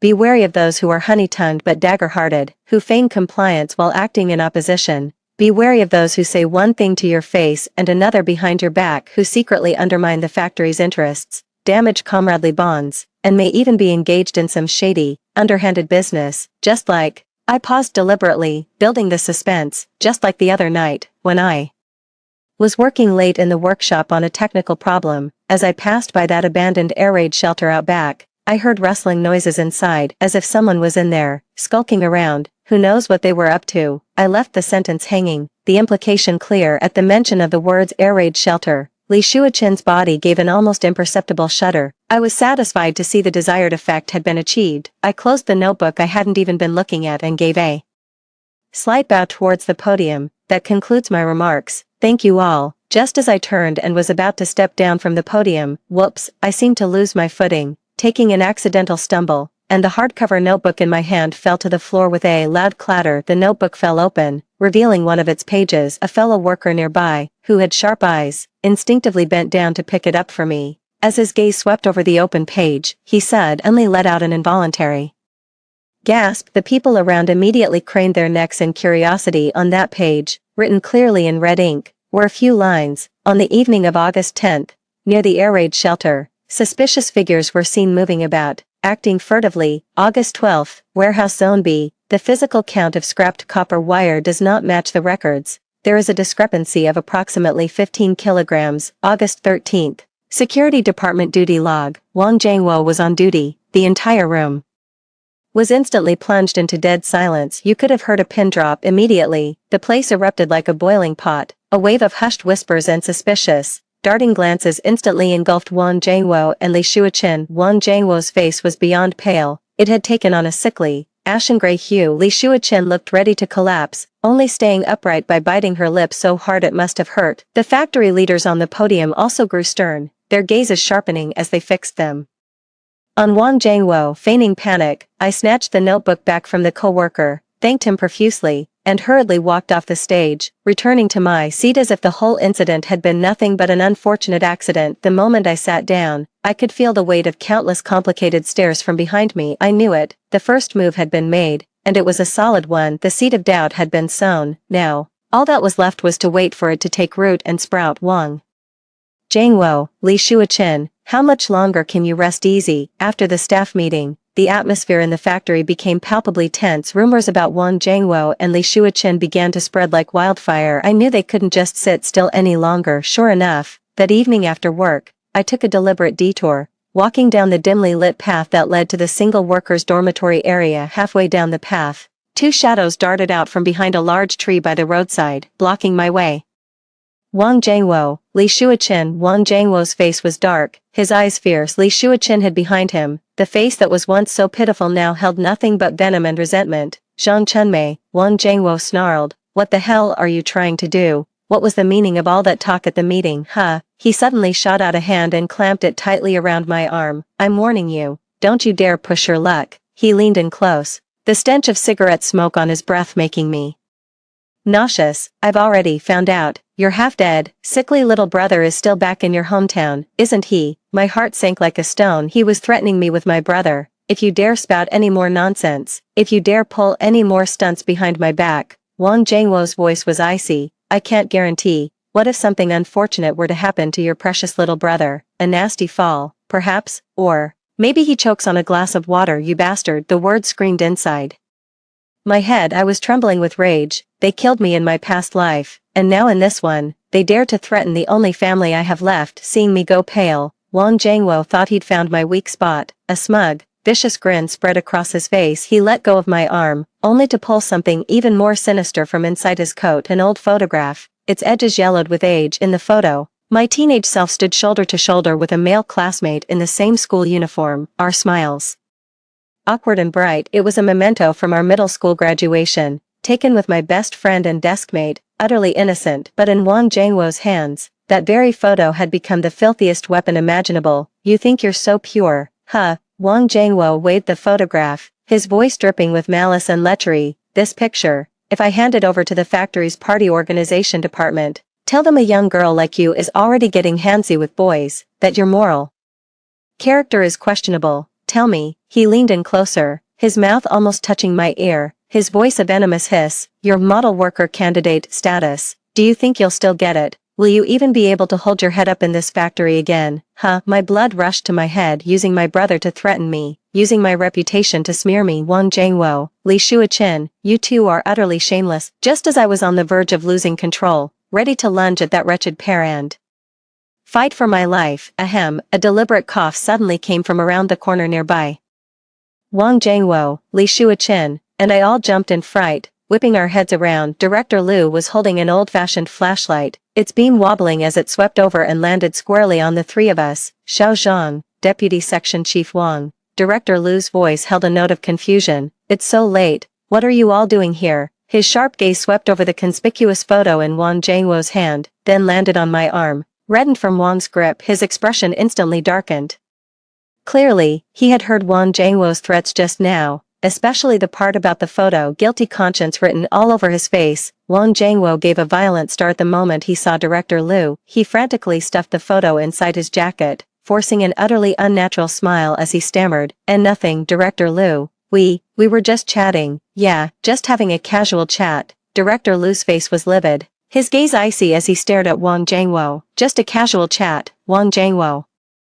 I believe I just heard you mention something about photos, threats. What on earth are you doing, threatening a comrade? No, absolutely not. Wang Jiangwo waved his hands frantically in fear, cold sweat beading on his forehead. You must have misheard, really. It's just a simple misunderstanding. He didn't dare stay a moment longer. He shot me a vicious glare that seemed to say you'll pay for this, then grabbed the arm of Li Shuaqin, who was standing beside him, equally terrified out of her wits, and they practically fled in a panic. The tension in my body eased slightly again. Director Liu had caught them in the act again. I turned to Director Liu, my voice tinged with lingering fear. Director Liu, thank you. I gave a brief account of what just happened. I only mentioned Wang Jiangwo's dissatisfaction with the public notice list and his verbal threats towards me. I left out the parts about the photo and my brother. Now is not the time to reveal everything. Director Liu listened, let out a heavy sigh, patted my shoulder, his eyes filled with reassurance and resolve. Don't be afraid, Xiao Zhang, the factory won't wrong an innocent person, and we certainly won't let a guilty one get away. He paused, his gaze falling on the notebook I'd been clutching in my hand, looking thoughtful. What you said at the meeting today, and that notebook of yours, come to my office when you have a moment, I want to hear the details.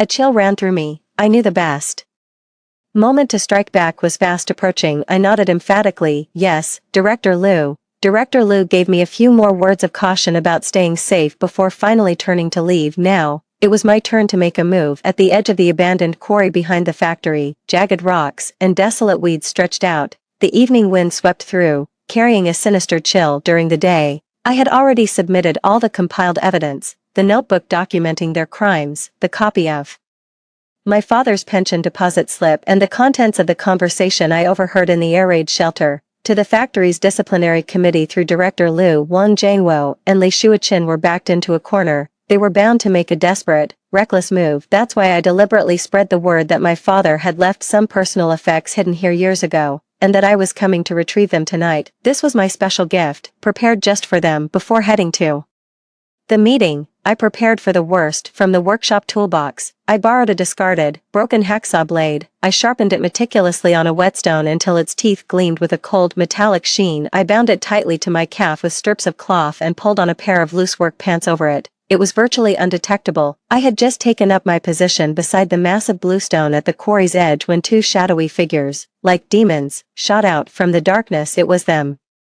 Wang Jiangwo was gripping a solid iron rod as thick as a child's arm, and Li Shuaqin, that woman who always played the delicate flower, now wore a face twisted with savagery and madness. In her hand, she clutched a gleaming pair of industrial shears, the kind used for cutting heavy canvas. They were razor sharp. You bitch, you actually had the nerve to come alone. Wang Jiangwo's eyes instantly turned blood red when he saw me. You spurned the path to heaven and chose the gates of hell. Today, I'm going to send you to reunite with your deadbeat old man," he roared, swinging the iron rod with a vicious wind that tore through the air, bringing it crashing down toward my head. "Kill her, brother Jangwo. Kill this bitch. Kill the bastard in her belly." A bastard, ha, to provoke Wang Jangwo into finishing me off. She'd even make up a lie like that. In the blink of an eye my pupils contracted, but this time, I was no longer that Zhang Chunmei who could only panic and be led to the slaughter.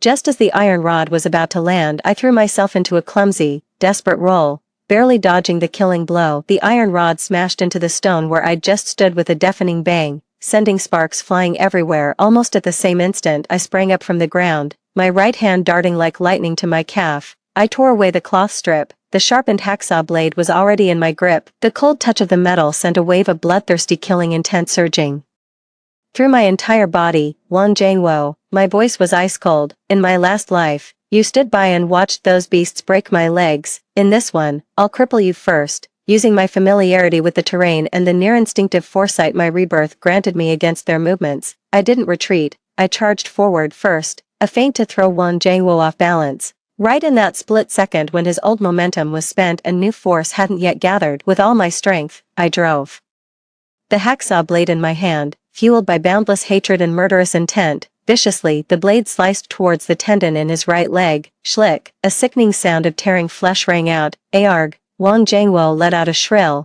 inhuman shriek. His whole body went limp, as if his bones had been removed. Blood gushed like a fountain from the back of his knee, instantly staining the gravel beneath him crimson. Clutching his profusely bleeding right leg, he writhed and held in agony on the ground, his contorted face a mask of disbelief and utter terror. Li Shuichin, standing beside him, was frozen in shock by the sight, the scissors in her hand nearly dropping to the ground. After only a second of stunned hesitation, the fear in her eyes was replaced by a deeper, more terrifying madness. "You bitch, I'll kill you," she screamed, brandishing the long industrial shears, and lunged at me like a madwoman. Aiming straight for my chest, I nimbly sidestepped the attack, seizing the moment she was off balance. I twisted my wrist and slammed the blunt side of the hacksaw blade hard against her own.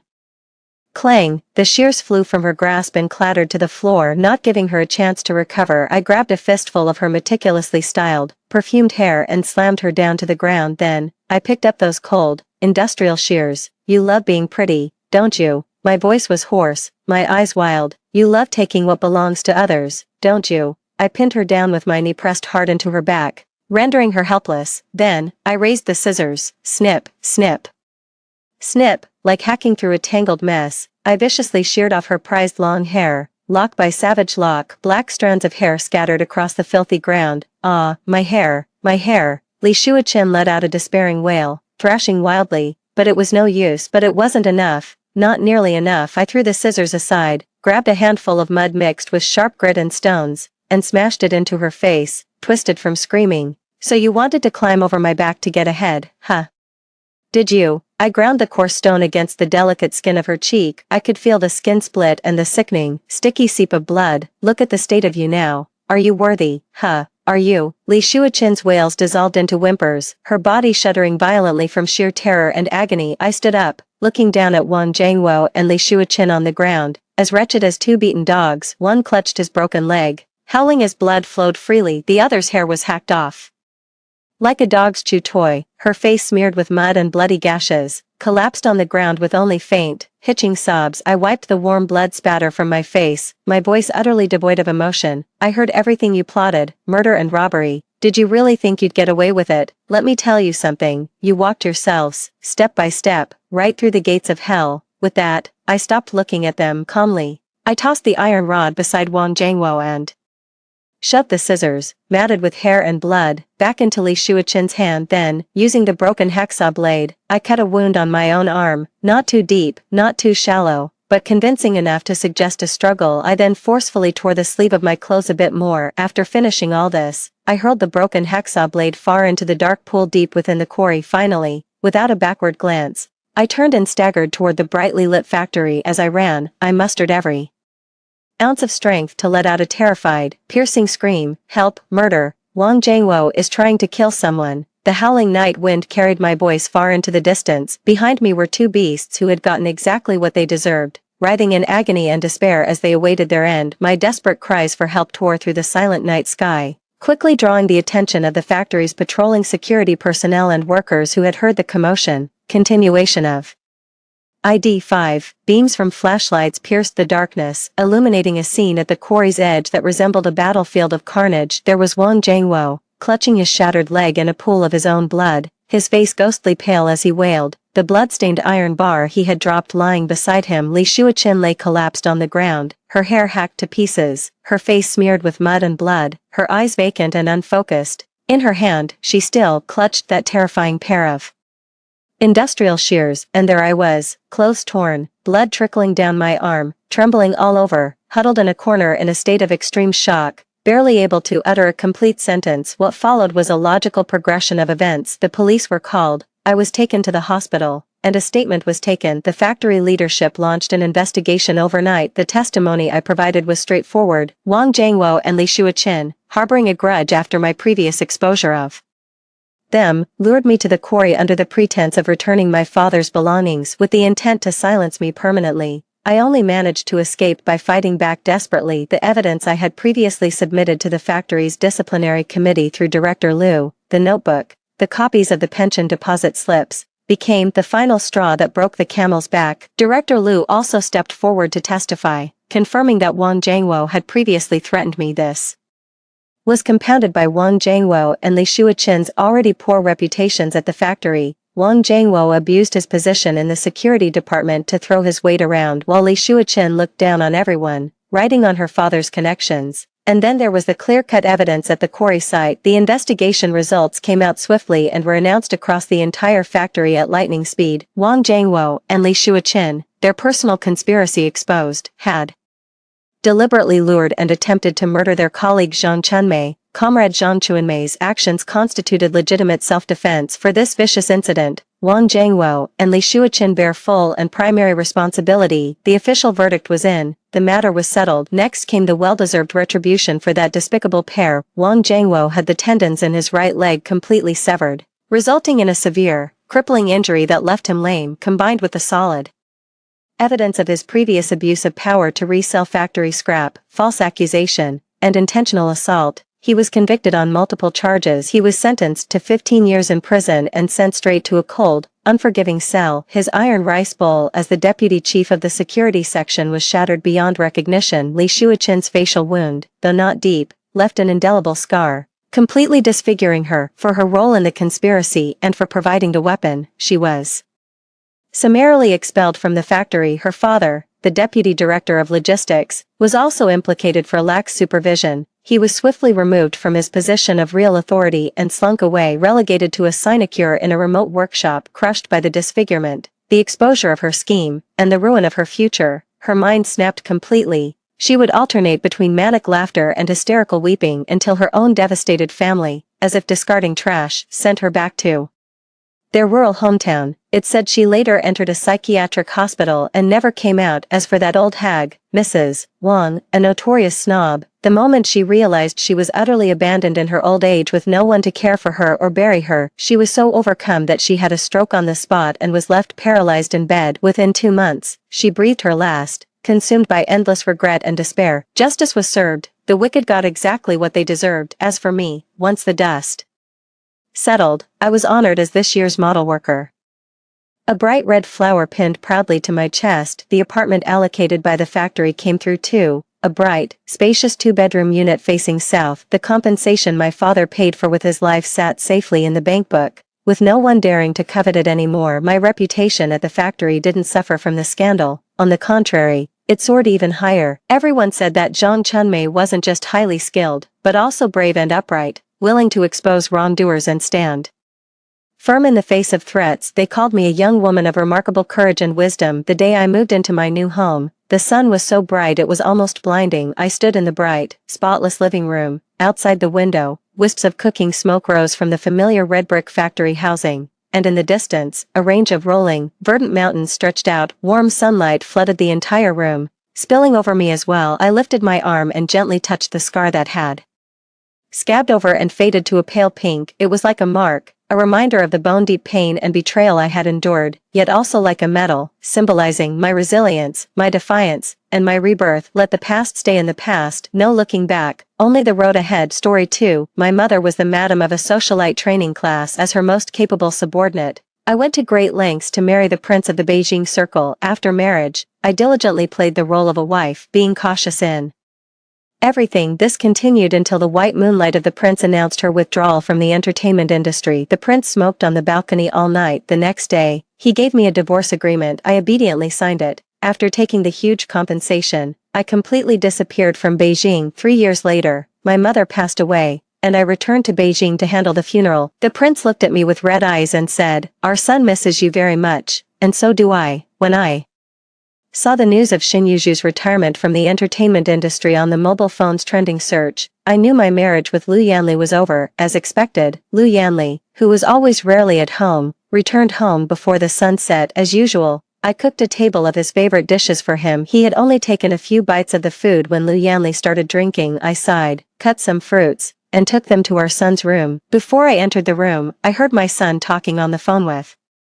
someone. It was a woman. "Sister Yuzhu, I want to go to the amusement park with you and Dad again next time. When can I call you Mom? That old aunt at home always nags me and won't let me go out to play. It's so annoying." My heart felt like it was pricked by a needle, and my nose was sour. I held back my tears and still brought the fruit plate into the room. "Just put it there and go out." My son's expression towards me was cold, completely different from the cute and coquettish tone on the phone, as if he was talking to an insignificant servant. I don't know since when. The little sweet-tempered boy who used to cling to me now doesn't even want to call me Mom. I endured the bitterness in my heart and dragged my feet downstairs, but was immediately stung by the smell of cigarettes in the living room, and my eyes filled with tears. Lu Yanli extinguished the cigarette without a word and turned to walk onto the balcony. He smoked one cigarette after another, from beginning to end. He didn't give me a single glance. The next day, I received a divorce agreement. "This is a decision made by me and our son." His business-like and serious tone almost made me laugh out loud. Getting a divorce was like dismissing an employee, which was quite in line with the state of my marriage with Lu Yanli. Lu Yanli gave me a lot, an astronomical breakup fee of 80 million, ensuring my wealth and luxury for the rest of my life.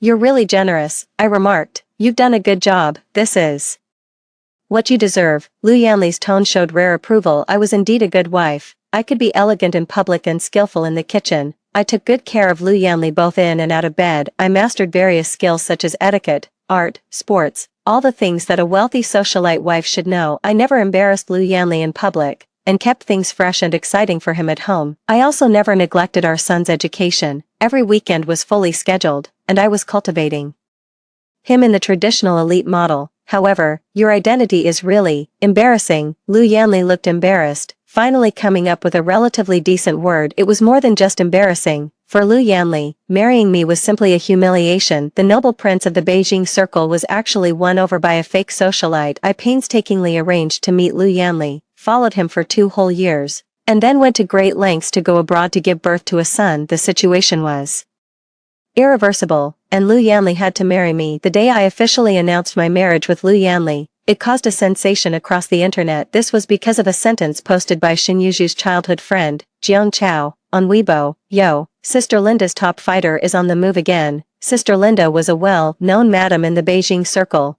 mass-producing all kinds of fake socialites. Although the top fighter wasn't named, it was easy to figure out that it was referring to me. With a little, after all, Xin Yuzhu was Lu Yanli's first love, and Jiang Chao was famous for protecting Xin Yuzhu. With just one sentence from Jiang Chao, my identity was laid bare. As a newlywed, I still had illusions. I complained to Lu Yanli, but was met with his cold sarcasm. "You deserve it." Lu Yanli always paid great attention to contraception and would watch me take the birth control pill every time. But that one time, I replaced the birth control pill with a vitamin pill, and later I got pregnant with Lu Su. Lu Yanli wasn't stupid. He could figure out that I had played tricks. Even though he was extremely reluctant, he still married me. Perhaps, for both Lu Yanli and our son, being associated with me was a disgrace. Moreover, now Xin Yuzhu had chosen to withdraw from the entertainment industry for this father-son pair. People always strive for better things. When there's a better choice, why not discard the inferior one? "I know," I nodded. Lu Yanli, as if having resolved a major annoyance, leaned back on the chair relaxedly and gave a faint smile. "Aksu is still young. When he grows up, He'll be laughed at by his classmates because of you. For the sake of the child, we should get divorced. As far as I know, none of the socialites in your mother's training class have ever received such a high breakup fee. Chu, I've treated you well. I looked up at Lu Yanli in front of me. His eyes were full of arrogance and disdain. My heart was completely cold. 8 years of marriage couldn't earn me a shred of his true feelings. In Lu Yanli's eyes, from beginning to end, I was the woman who resorted to any means to get close to him for money. When I looked up again, I hid all my desolation, and my eyes regained their calm. Yes, you're right, but Mr. Lu, if you want to divorce me, you need to add a 0 to the amount. Lu Yanli's hand holding the cigarette trembled, and then he quickly regained his usual arrogant and sarcastic demeanor. You really haven't changed at all. Original intention. At first, I did approach Lu Yanli for his money, but later, I truly fell in love with him and even fantasized about melting his icy heart. However, after all those years, Shin Yuzhu was still the only one in his heart. Since there was no love, I might as well get more money. Will you agree? If you do, I'll sign the divorce papers. I blinked my eyes and looked at Lu Yanli, pretending to be naive. You're dreaming. There was only intense disgust in Lu Yanli's eyes. He looked at me expressionlessly and said, didn't your sister Linda teach you what you should take and what you shouldn't? My mother did teach me to be content with what I have, otherwise I might easily end up losing more than I gain. But, if you don't give me the money, I won't sign. I can wait, but Shin Yuzhu can't. With a loud slap, I felt a trace of blood in my mouth. Lu Yanli was truly furious and almost used 90% of his strength. You don't even deserve to mention her. If it weren't for you, you bitch, scheming to get pregnant, Yuzhu and I would have been together long ago. My right cheek swelled up high, and there was a burning pain. It seemed that my cornea was dislocated, and my vision became blurred. Lu Yanli was very strong. He could lift me up with one hand, and now a single slap could make my ears ring. During all these years of marriage, although Lu Yanli had a bad attitude, he had never laid a hand on me. Now, for Shin Yuzhu, Lu Yanli hit me for the first time. I looked up, but couldn't see Lu Yanli clearly. Enduring the intense discomfort, I said, add a 0, or I won't divorce. Are you feeling unwell? Is the baby bothering you again? It turned out he had received a call from Shin Yuzhu. Just now he was in a rage, but now he turned incredibly gentle. Okay, I'll come over right now, to see my 2 babies. I only heard the sound of the door closing, and my world became quiet again until my son's voice broke the silence. Auntie, are you really not leaving? Can you stop disturbing my and Dad's life? My head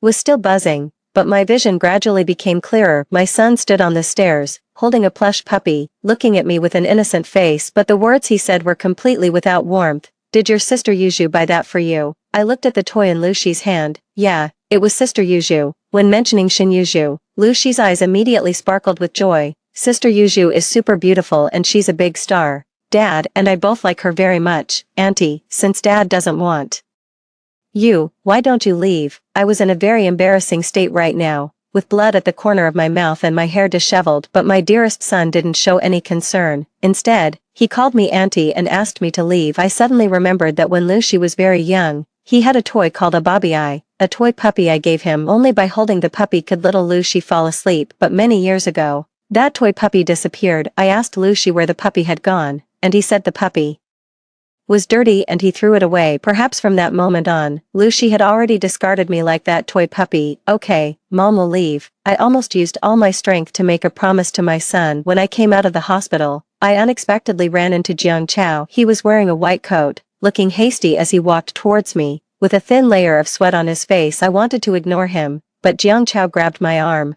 Did Lu Yanli hit you? This is domestic violence. You should divorce him. Quickly, Jiang Chao's eyes were full of concern. How could your ear be affected? Maybe you should stay in the hospital for further observation. No need, I said indifferently, and distanced myself from Jiang Chao. Fortunately, Lu Yanli didn't slap me deaf. However, from then on, my right ear hearing was severely damaged, and I would have to rely on my left ear to hear sounds in the future. Chu Yu, why don't you divorce Lu Yanli when he treats you so badly? And Shin Yuzhu has already, hey. Divorce him, and I'll marry you. Jiang Chao looked very confident, as if he was sure I would accept his proposal. After all, the hospital behind him belonged to his family, and the Jiang family had about a dozen such hospitals. Hee. I laughed. Ridiculous. Why would I like someone who bullied me? I'm not a masochist. These 3 short sentences shattered young Master Zhang's confidence. Jiang Chao's face turned awkward, and he lowered his head. Chu Yu, I was young and ignorant before. I'm Sorry, but I was so young back then, you should give me the right to make mistakes. Jiang Chao looked at me with red eyes, looking as pitiful as a poodle crying in the rain. But how could I forgive him? Before I married Lu Yanli, Jiang Chao, like everyone else, regarded me as an insignificant person. He would casually tease me and make lewd jokes. It didn't seem to matter much. But after I married Lu Yanli, everything changed. This country bumpkin like me actually gave birth to a phoenix egg.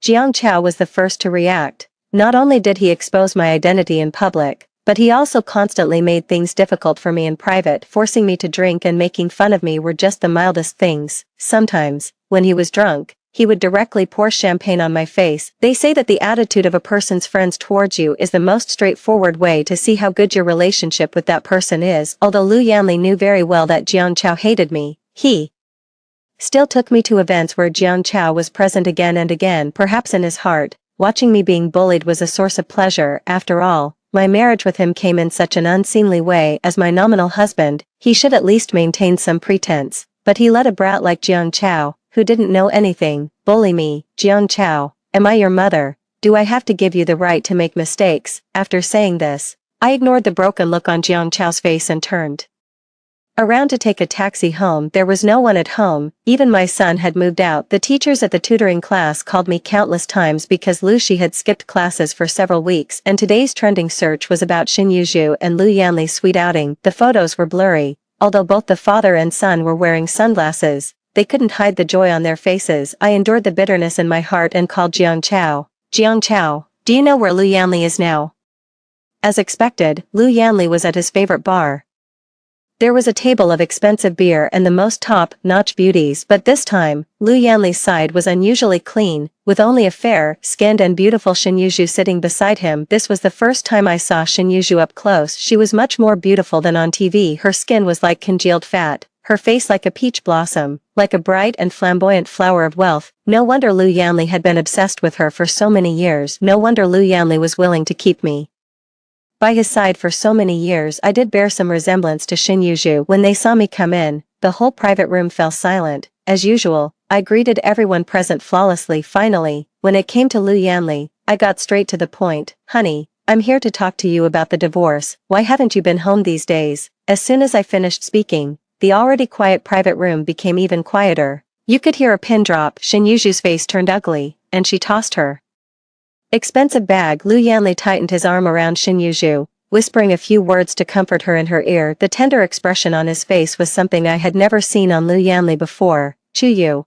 I've already given you the divorce agreement. It's you who refused to sign it. There was no discernible expression on Lu Yanli's face, and his eyes were obscure, as if he had just thought of something interesting. The corners of his mouth curled into a half-smile. Fine, I promise to add a 0. Drink this row of alcohol. I had accompanied Lu Yanli to countless drinking parties and could tell at a glance that this was extremely strong alcohol. This row of it. Not to mention a woman like me, even a man who worked out regularly couldn't handle it. Lu Yanli, don't go too far. Jiang Chao was the first to stand up for me. Xin Yuzhu looked at Jiang Chao in disbelief. Her beautiful eyes filled with disgust as she looked at me, but she pretended to be magnanimous on her lips. Forget it. Drinking this row of alcohol would be life-threatening. I glanced at Lu Yanli, but he turned his face away, not wanting to meet my gaze. Lu Yanli knew very well that I couldn't handle alcohol, but for his sake, I forced myself to build up my tolerance. During that time, I had been to the hospital countless times. I'll drink. Then, I drank one mouthful after another.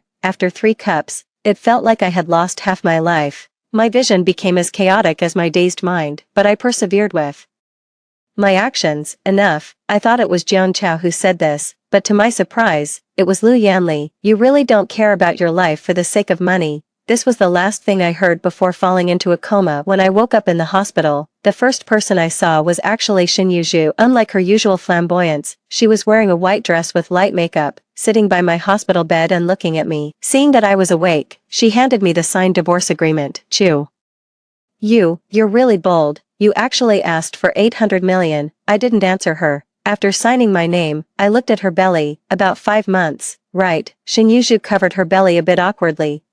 Yes. She quickly regained her confident expression. That's why Ai Yan is in such a hurry to divorce you. Didn't Ai Yan tell you? I shook my head and opened my phone to check the balance in my bank card. Counting the zeros one by one, sure enough, it was 800 million.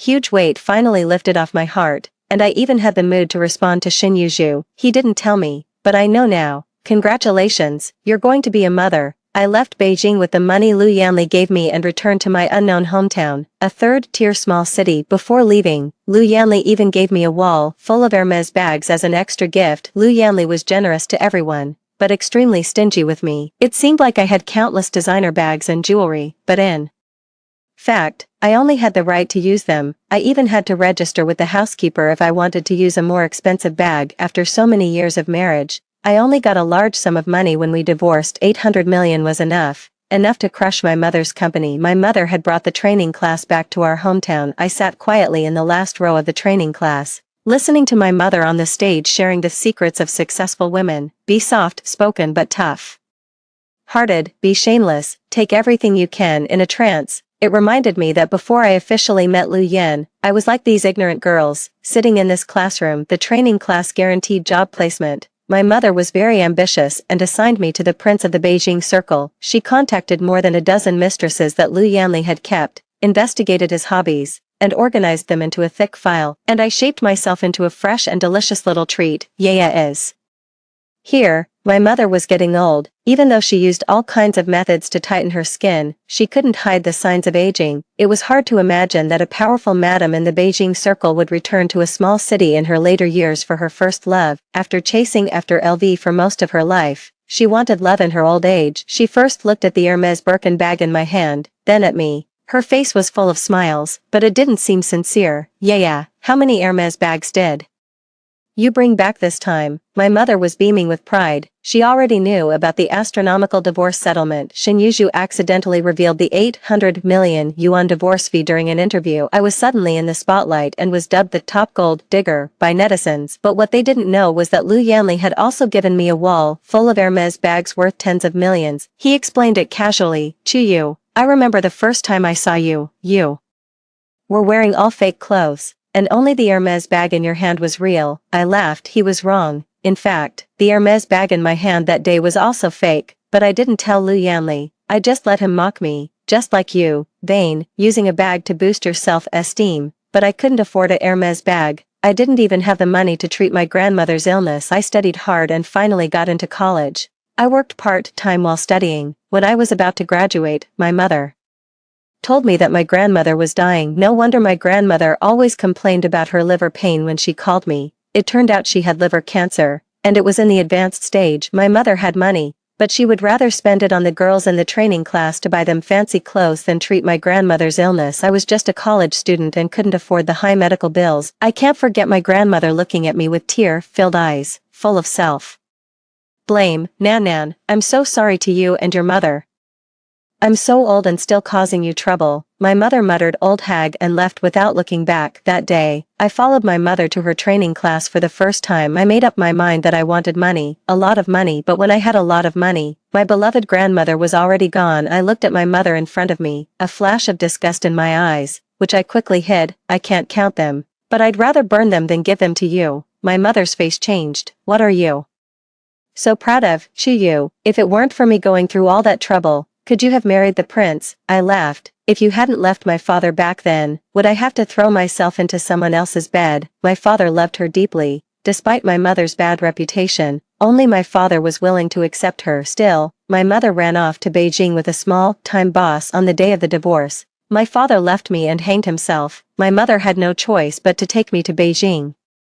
But she only gave me enough food to survive. Later, because of my spectacular achievement, my mother's training class became well known. In just a few years, my mother became the famous Sister Linda in Beijing. At the height of her success, my mother chose to return to the small city, drove away her first love's wife, and got together with him. My mother's first love was a well-known local boss with a net worth of tens of millions. It was nothing in Beijing, but in this small city, he could be considered a big shot. My mother chose to resume her old business, mass-producing all kinds of wives and mistresses. Judging from the photos she usually posted, she seemed to be living a happier life than in Beijing. In her old age, my mother finally got the true love she had always dreamed of. So happy. What a pity she had killed my kind-hearted father and innocent grandmother. How could I let her have an easy life? Miss Chu, we've already spent almost 50 million. Should we continue?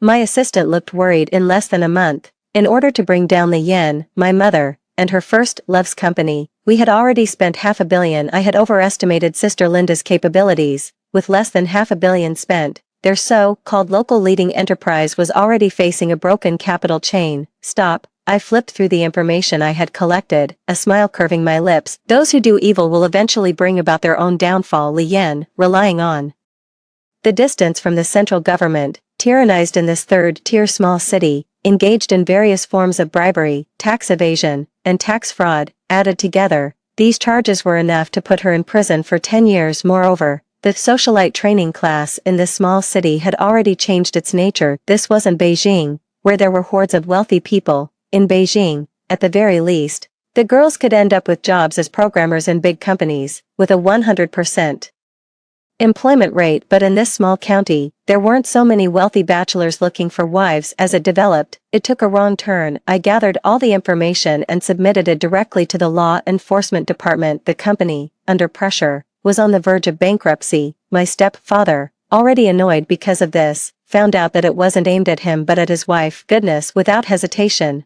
he directly filed for divorce from my mother, trying his best to distance himself from Li Yan, because the legal representatives of those shell companies used for money laundering were all named Li Yan. Sister Linda, who had been glorious for half her life, stumbled badly in this third-tier small city and was facing more than 10 years in prison. By now, as slow-witted as Li Yan was, she finally realized that I was behind all this. She was actually shocked. You ungrateful wretch. I gave birth to you and raised you. How could you send your own mother to prison? You really think you're something. On the other end of the phone, Li Yan was extremely angry, shouting and accusing me hoarsely. But I really wanted to ask Li Yan why she gave birth to me but didn't want to raise me. If it weren't for my looks, she might not even have given me a bite to eat. She even tore up my college admission notice from beginning to end. I was the child she loathed. I tried to please her like my father did. After all, no matter how much my mother didn't love me, she was one of the few relatives I had in this world. But I was wrong. Some people are just heartless by nature. I didn't say anything. Li Yan was still cursing on the phone. In the end, her voice became hoarse, and she lost her momentum. Yeah,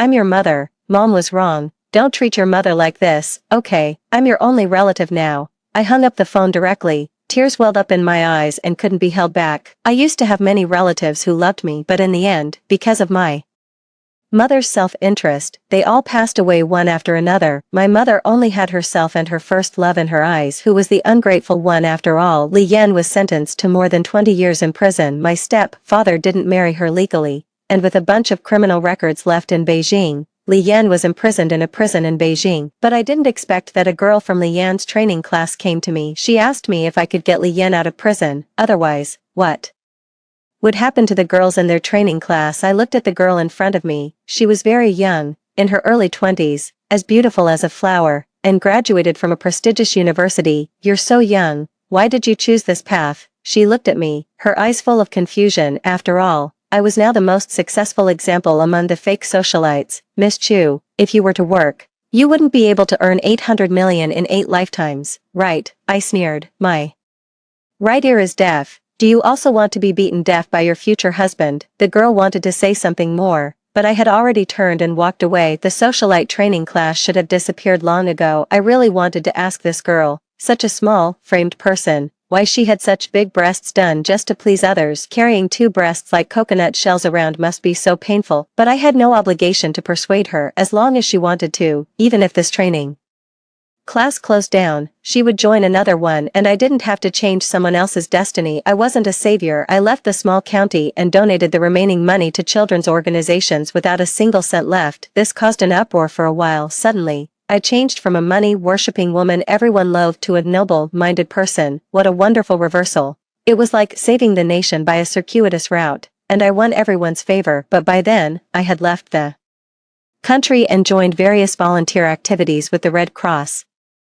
While participating in rescue activities in Syria, I met Jiang Chao. He asked me why, after insisting for so many years, I ended up donating all my money. Asking such a question, he probably, like everyone else, thought I was a complete money worshipper who could endure all the despicable behavior of my husband for the sake of money. I was too lazy to answer him and just said, because I'm kind. Jiang Chao was a wealthy young master. Over the 3 years, he came to the activities intermittently. I wasn't happy to see him, But since he was rich and donated a lot of money, I just let it be. 3 years later, news came from Beijing that Li Yan had a sudden heart attack and died despite rescue efforts. As her only relative in the world, I had to return to Beijing to take care of her affairs. After the cremation ceremony, as I was holding the urn, I received a call from Jiang Chao. Chuyu, are you still in Beijing? When are you leaving? The sooner you leave, the better, Jiang. Chao was very anxious on the other end of the phone, but Li Yan's matters were rather complicated, and I had to stay in Beijing for a while. What's wrong? There was a moment of silence on the other end, and Jiang Chao spoke hesitantly. It's about Lu Yanli. It's just, well, anyway, you should stay away from Lu Yanli. He's really like a lunatic. After you left, he suddenly regretted it and said he wanted to find you. He also asked me where you were. I never told him. He said, he wants you to come back. You won't forgive him, will you? After all, you really liked him before. Jiang Chao's voice got smaller and smaller. Lacking confidence, I had thought that after I left, Lu Yanli could marry his dream wife, Moonlight, and have a new baby, a family of 4, happy and harmonious. But in reality, it seemed that the child Shin Yuzhu was carrying wasn't Lu Yanli's. On the day Shin Yuzhu's child was born, a top-tier male celebrity who had been rumored with Shin Yuzhu many times suddenly burst into the hospital, vowing that the child was his. After that, he kept going crazy on Weibo, saying things like the hatred of having one's wife taken away is irreconcilable, and even thoughtfully tagged Lu Yanli. And Shin Yuzhu stubbornly refused to do a paternity test. Even though she gave birth to a son, the Lu family wouldn't let her in. The Lu family had never liked Shin Yuzhu, because she was a celebrity. The slightest thing could become public knowledge. The family's embarrassing affairs became a laughingstock for the public because of Shin Yuzhu's built-in popularity. With all this, there was no way the Lu family would let Shin Yuzhu marry in. Why would I forgive him? Ridiculous. Jiang Chao on the other end didn't say anything for a long time, and I hung up the phone directly. Just after hanging up, when I looked up, I unexpectedly saw Shin Yuzhu. She was still very beautiful, even though she looked tired. Her outstanding beauty couldn't be concealed. She took me to an empty coffee shop. Please, don't show up in front of Lu Yanli, or we're really done for. Shin Yuzhu was in tears, her face full of pleading, forming a huge contrast with the glamorous and charming flower of wealth in my memory. The father of your child isn't Lu Yanli, right? Shin Yuzhu's face changed instantly, her eyes filled with pain. So what? At least Lu Yanli loved me so much before. Those male stars usually have at least a football team worth of female companions around them. It's better to be with Lu Yanli. I just want to find a good father for my child. I sighed. What kind of a good father could Lu Yanli be? He didn't care at all about his son's studies, spent all day fooling around, and even committed domestic violence in front of the child. I couldn't see anything good about him. Lu Yanli isn't a good person either. I know, everyone says I'm Lu Yanli's white Moonlight. It's really funny. When I was with Lu Yanli, he was the one who broke up with me first. I said I would quit the entertainment industry and marry him, but he didn't want to marry me. After the breakup, he regretted it later. I should actually thank you. After marrying you, Lu Yanli started thinking about me again. However, it seems he really fell in love with you. After you left, he really started to clean up his act. He even refused to take off his wedding ring, saying every day that he was a married man. Hearing news about Lu Yanli again, my heart didn't stir at all. Don't worry, Shin Yuzhu lay on the table and wailed, crying like a brat throwing a tantrum. I didn't know if she heard me. It didn't matter. After walking out of the coffee shop, I received a call from an unknown number. It was Lu Yanli's call. Chuyu. His voice was tinged with some fatigue and caution, as if he was trying to preserve a fragile dream. Don't call me again. I coldly refused. Please, just let me see you one more time, okay? Just one last time, really, just one last look. No, what about our son? Our son, you must want to see him, right? Xiaoxi has grown taller. I hesitated. After all, Lu Shi was the flesh that I had painstakingly given birth to on the delivery bed. Lu Yanli's voice was filled with some joy and excitement. The class at his primary school is about to end. Come quickly. What grade is Lu Shi in? I'm not sure. I'll ask the teacher later. Well, it seemed Lu Yanli really hadn't taken care of Lu Shi these past few years. I wondered if this was what Lu Shi wanted. Finally, no one was there to control him. When I arrived at the school gate, I saw Lu Yanli at a glance. He was tall, with a great body proportion, wearing a windbreaker. Standing out from the crowd, I had to admit that Lu Yanli had astonishing genes. Despite drinking, smoking, and having an upside-down schedule, apart from the dark circles under his eyes, he still looked the same as before. His skin was as good as jade, and his facial features outshone first-tier celebrities, with an added depressive aura. He seemed more profound when he saw me. A delighted smile appeared on his face. He walked up to me in 3 steps and 2 steps, naturally taking my hand. Yeah, I've missed you so much. Every day since you left, I've been thinking about you really. Only when you lose something do you know how to cherish it. After you left, I realized how much I love you. As he spoke, Lu Yanli's voice even choked up a bit. If it was any moment before the divorce, I would have been touched by this. He had never said such affectionate words to me even in bed. At the height of passion, I masochistically hoped to hear him say he liked me, even if it was a lie, but he never did. Love that comes too late is cheaper than grass. I calmly pulled my hand out and quietly distanced myself from him. A deep sense of loss flashed across Lu Yanli's face. He wanted to say something more, but was interrupted by our son. Mom. Lucy came running towards me like a happy puppy. While running, he turned back and shouted to the surrounding children. I told you my mom isn't Shinyuju. Look, my mom is here to pick me up. My mom loves me so much. Lucy running towards me made me recall when he was very little, stretching out his arms and throwing himself into my embrace. I would hug him and affectionately call him baby, but countless times after that, when I stretched out my arms to him and called him baby, he didn't even look back. Mom, why don't you hug me? Call me baby. Okay, Mom, you haven't hugged me for a long time. Lucy looked up at me with big eyes like grapes, looking at me pitifully, still acting like a baby. You're so big, and you still want Mom to hug you. Lu Yanli's face showed displeasure as he separated me and Lucy. Ah, Dad, what are you doing? Don't push me. Lucy let out a sharp cry, attracting the attention of people around. I was shocked. Lucy used to be like a noble little prince, very concerned about his image in the past. I could only pick him up when I was fully made up and exquisitely dressed.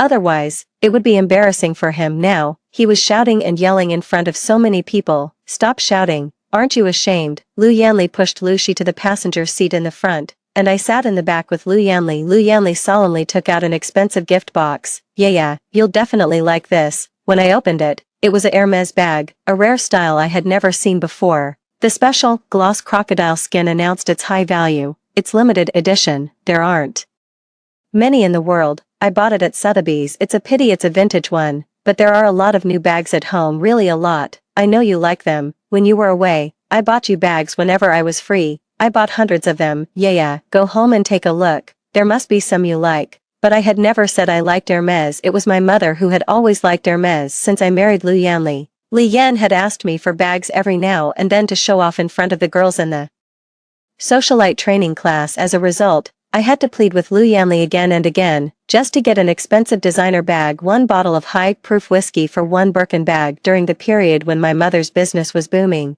I drank until I had a gastric hemorrhage, but even so, Lu Yanli never showed any pity. He set all kinds of harsh conditions, making me keep drinking to get a bag. Now, it was ironic. I didn't have to do anything, and I could get a whole wall of Hermes bags. The difference between love and not love was so obvious. What a pity. I don't like it. I've never told you that I like these bags, but the first time I saw you, you were carrying a Hermes. That was a fake bag. Lu Yanli, you were wrong. A look of pain appeared on Lu Yanli's face, along with a bit of reminiscence. He suddenly laughed. Chiyu, I think I know why I was wrong. I understand everything now. Lu Yanli's voice happened to be on my left ear, and it was intermittent. I couldn't hear some words clearly. He talked about the first time he saw me. In fact, he had already known my identity. After all, my mother's investigation of him was quite blatant. Before me, his Rolls Royce had been hit 4 times. He didn't tolerate those fake socialites and directly made them pay in full, but he was different to me. Lu Yanli thought it was because I looked somewhat similar to Shin Yuju that he took a fancy to me.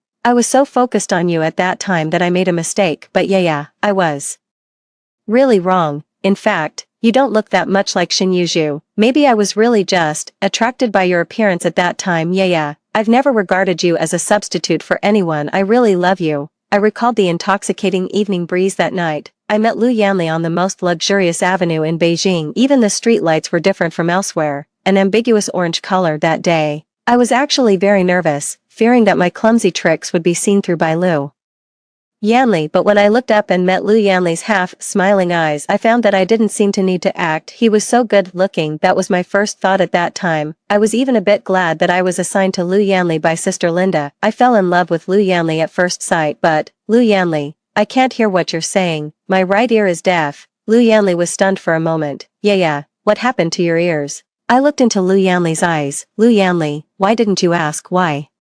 Can't Chiyu hear with her left ear who made her deaf? Lu Yanli seemed to remember something. A look of deep fear and despair appeared on his face, and his whole body trembled. When I returned to the home I hadn't been back to for a long time, a sense of absurdity rose in my heart. The home was still the same, but people and things had changed. When my son came down from upstairs, he had a toy puppy in his hand. It was the one I gave him. I thought my son had already thrown the puppy away. Mom, I didn't throw the dog away. I always kept it in the cabinet. I just hid it. I never thought of throwing the dog away. I'm sorry, Mom. I heard the kids say you were with Dad just for money. I thought you didn't love me and Dad. I'm sorry, Mom. I don't like Aunt Yuju anymore. My son burst into tears and was carried back to the room by the nanny beside him. He had been very quiet since getting out of the car. He also heard the conversation between me and Lu Yanli. Although he was a child, he should have realized that I no longer had any attachment to them. Father and son, yeah, come with me. I've also bought you a lot of beautiful diamonds and clothes. I shook off Lu Yanli's hand. That's enough of you. Lu Yanli, you still haven't answered my question. How did my right ear go deaf? Lu Yanli's hand that was pulling me froze,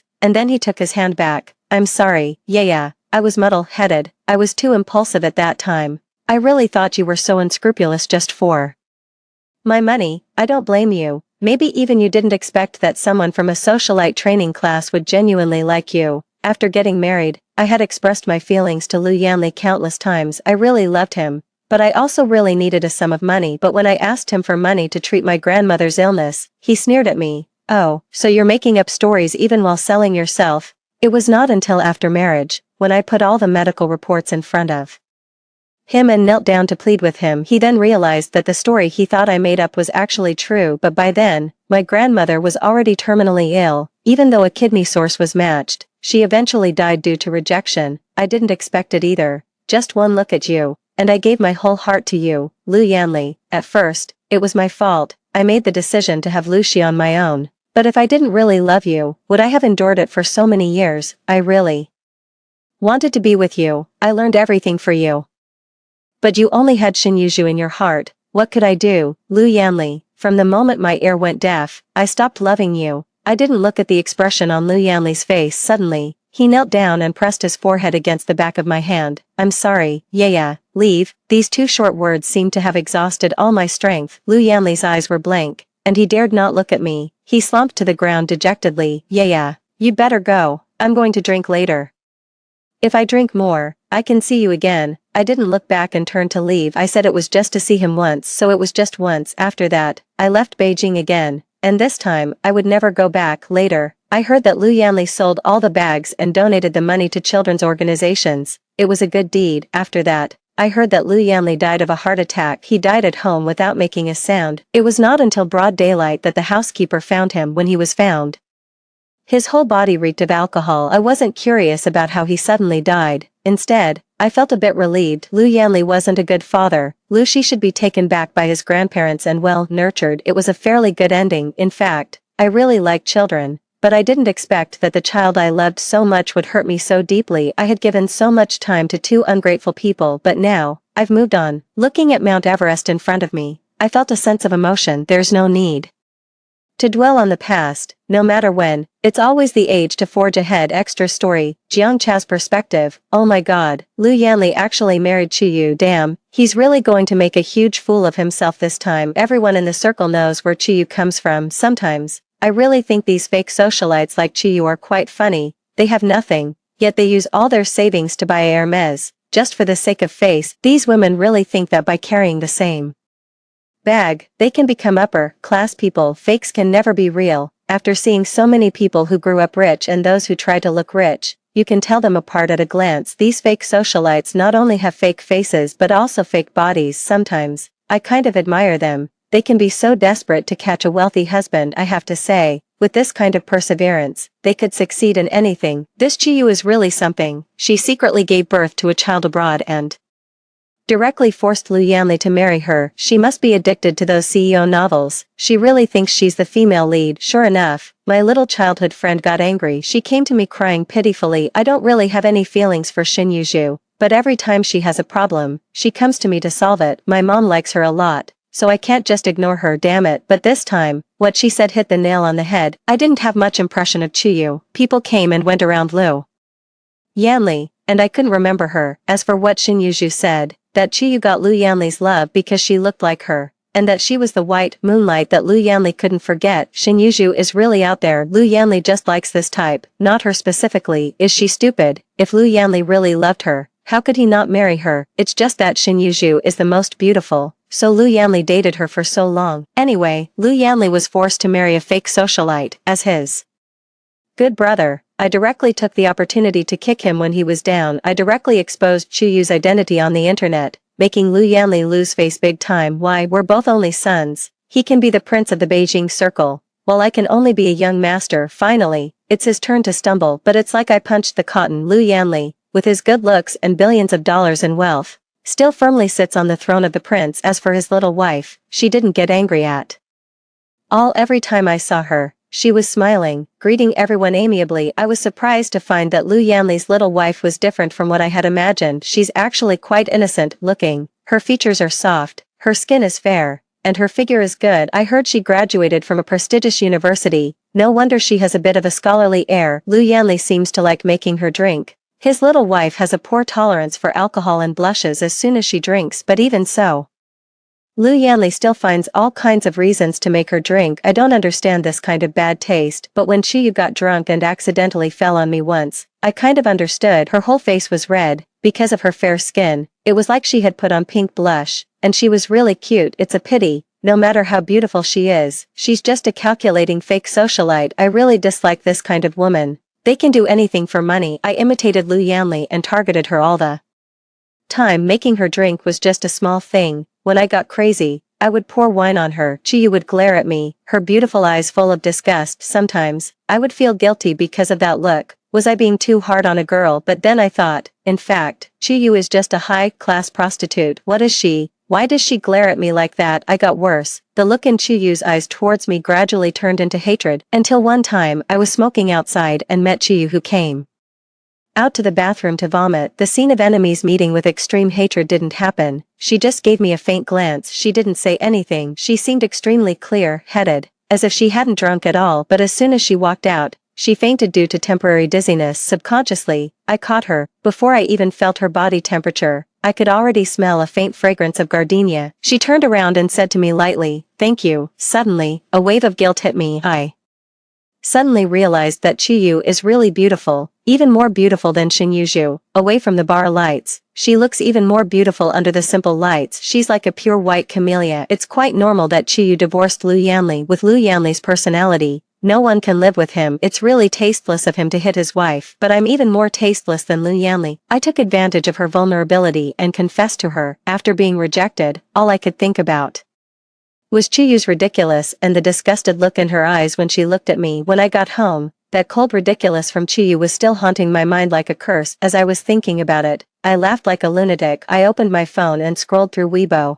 kept scrolling back until I found the most popular post. "Yo, Sister Linda's top fighter is on the move again. Hee. Ridiculous. Sister Linda's top fighter conquered me effortlessly." I looked at the first comment below. The economy is bad, Mr. Lu doesn't drink Starbucks anymore.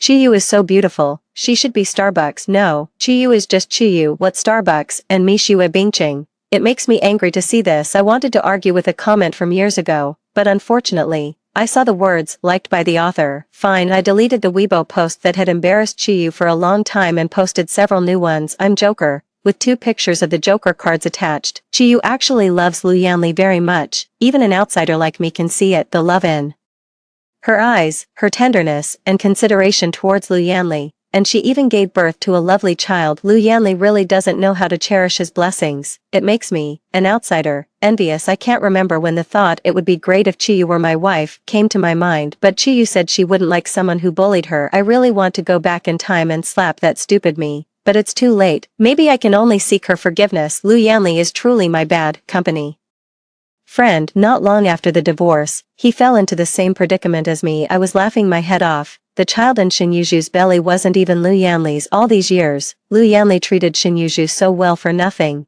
After getting married, he still gave Shin Yuzhu resources. Shin Yuzhu took everything she could get, carrying a male star's child. yet still dreaming of marrying into the Lu family and making Lu Yanli a cuckold. But all this doesn't matter. What matters is that Lu Yanli actually regretted it. I hadn't had a drink with Lu Yanli for many years. This time, he took the initiative to ask me out. He looked at me with red eyes and asked, "Where's Chuyu? Where did Chuyu go?" "I don't know." "How could you not know? Don't you like her?" I was shocked. Lu Yanli looked knowing. "Don't think you're hiding it well. Every time Chuyu comes, you keep looking at her. If you don't know, get lost." Lu Yanli waved his hand and continued drinking. Rude, for some reason, eh? Fire rose in my heart. This was the attitude Lu Yanli had when he was with Chuyu. Push her around, make her come and go at his will. He didn't cherish her when she was nice to him before. Now that she's gone, he can only drown his sorrows in alcohol. I was worried that Chuyu, who loved Lu Yanli so much before, might soften her heart towards him. Turns out I was overthinking. Chuyu didn't even look at Lu Yanli and left without hesitation. So satisfying. Lu Yanli is completely useless now. He's a bit crazy, but he doesn't dare to look for Chuyu, so he can only get himself drunk. Lu Yanli actually paid a lot of attention to health preservation before. He ordered a table of wine just because he was rich, but he drank even less than Chuyu. After Chuyu left, he got himself drunk for months on end. Shinjuju went to see him a few times, but was driven out every time. Once, when she came out, there was blood on her head.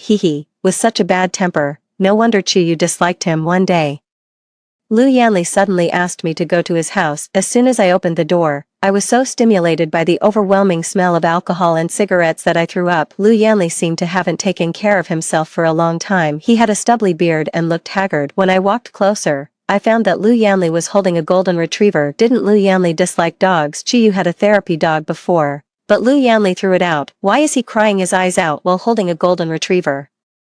Now I took a closer look. Oh, he was watching a dog's purpose. The golden retriever was pursing its mouth, rolling its eyes, looking at Lu Yanli with a face of helplessness. The dog was disgusted, and so was I. What? Take my son away. He's in the room upstairs. Lu Yanli still had a bit of sense left. When I turned to go upstairs, Lu Yanli suddenly said, "Jiang Chao, when I'm drunk, Chuyu comes back." "You're having drunk hallucinations," I gave a sharp comment. When I went upstairs, I led Lu Shi out. The little guy gave Lu Yanli a disgusted look and then looked at me innocently. "Brother, are you going to take me to find mom? If you take me to find mom, can I call you dad?" Then I realized that Lu Yanli wanted me to take Lu Shi to find Chuyu. No way. Chuyu is currently doing volunteer work in Syria. I can't take a child there. I let go of Lu Shi's hand and then held it again. Forget it. I'll send him to the Lu family later. Where's Chuyu? Before I left, Lu Yanli looked at me seriously, his eyes full of pleading. "I don't know." With a bang, I closed the door, but I didn't expect that it would be the last time I saw Lu Yanli. When I told Chuyu the news of Lu Yanli's death, we were at the foot of Mount Everest. More than a dozen Sherpas were beside us, waiting for me and Chuyu. There was no change on Chuyu's face. She just replied to me lightly, "Oh." It seemed that Lu Yanli was an insignificant person to her. It's good that Chuyu has completely forgotten about Lu Yanli. "Chuyu, I'm not going up." After making so many preparations in the early stage and coming to the foot of the world's highest peak, I suddenly got scared because I suddenly thought that I was my parents' only child. I couldn't risk my life. Got it. Chuyu didn't call me a coward, nor did she wait for me. She followed the team and completely disappeared from my sight. In the following years, I've been waiting for Chuyu in the same place. I bought a large flat in the best area of the city center. The decoration style is what Chuyu likes. The son misses you very much, and so do I. If the answer is yes, I will buy it without hesitation. Over the years, I've accumulated more and more things. Everything is ready. All that's missing is a mistress of the house. But since we parted at Mount Everest, I haven't seen Chuyu again. All the messages I sent out disappeared without a trace, but I still keep waiting. I think Chuyu might not have finished her world tour yet. Maybe Chuyu will never come back, or maybe she'll be back tomorrow, but at least, I'll be waiting for her right here.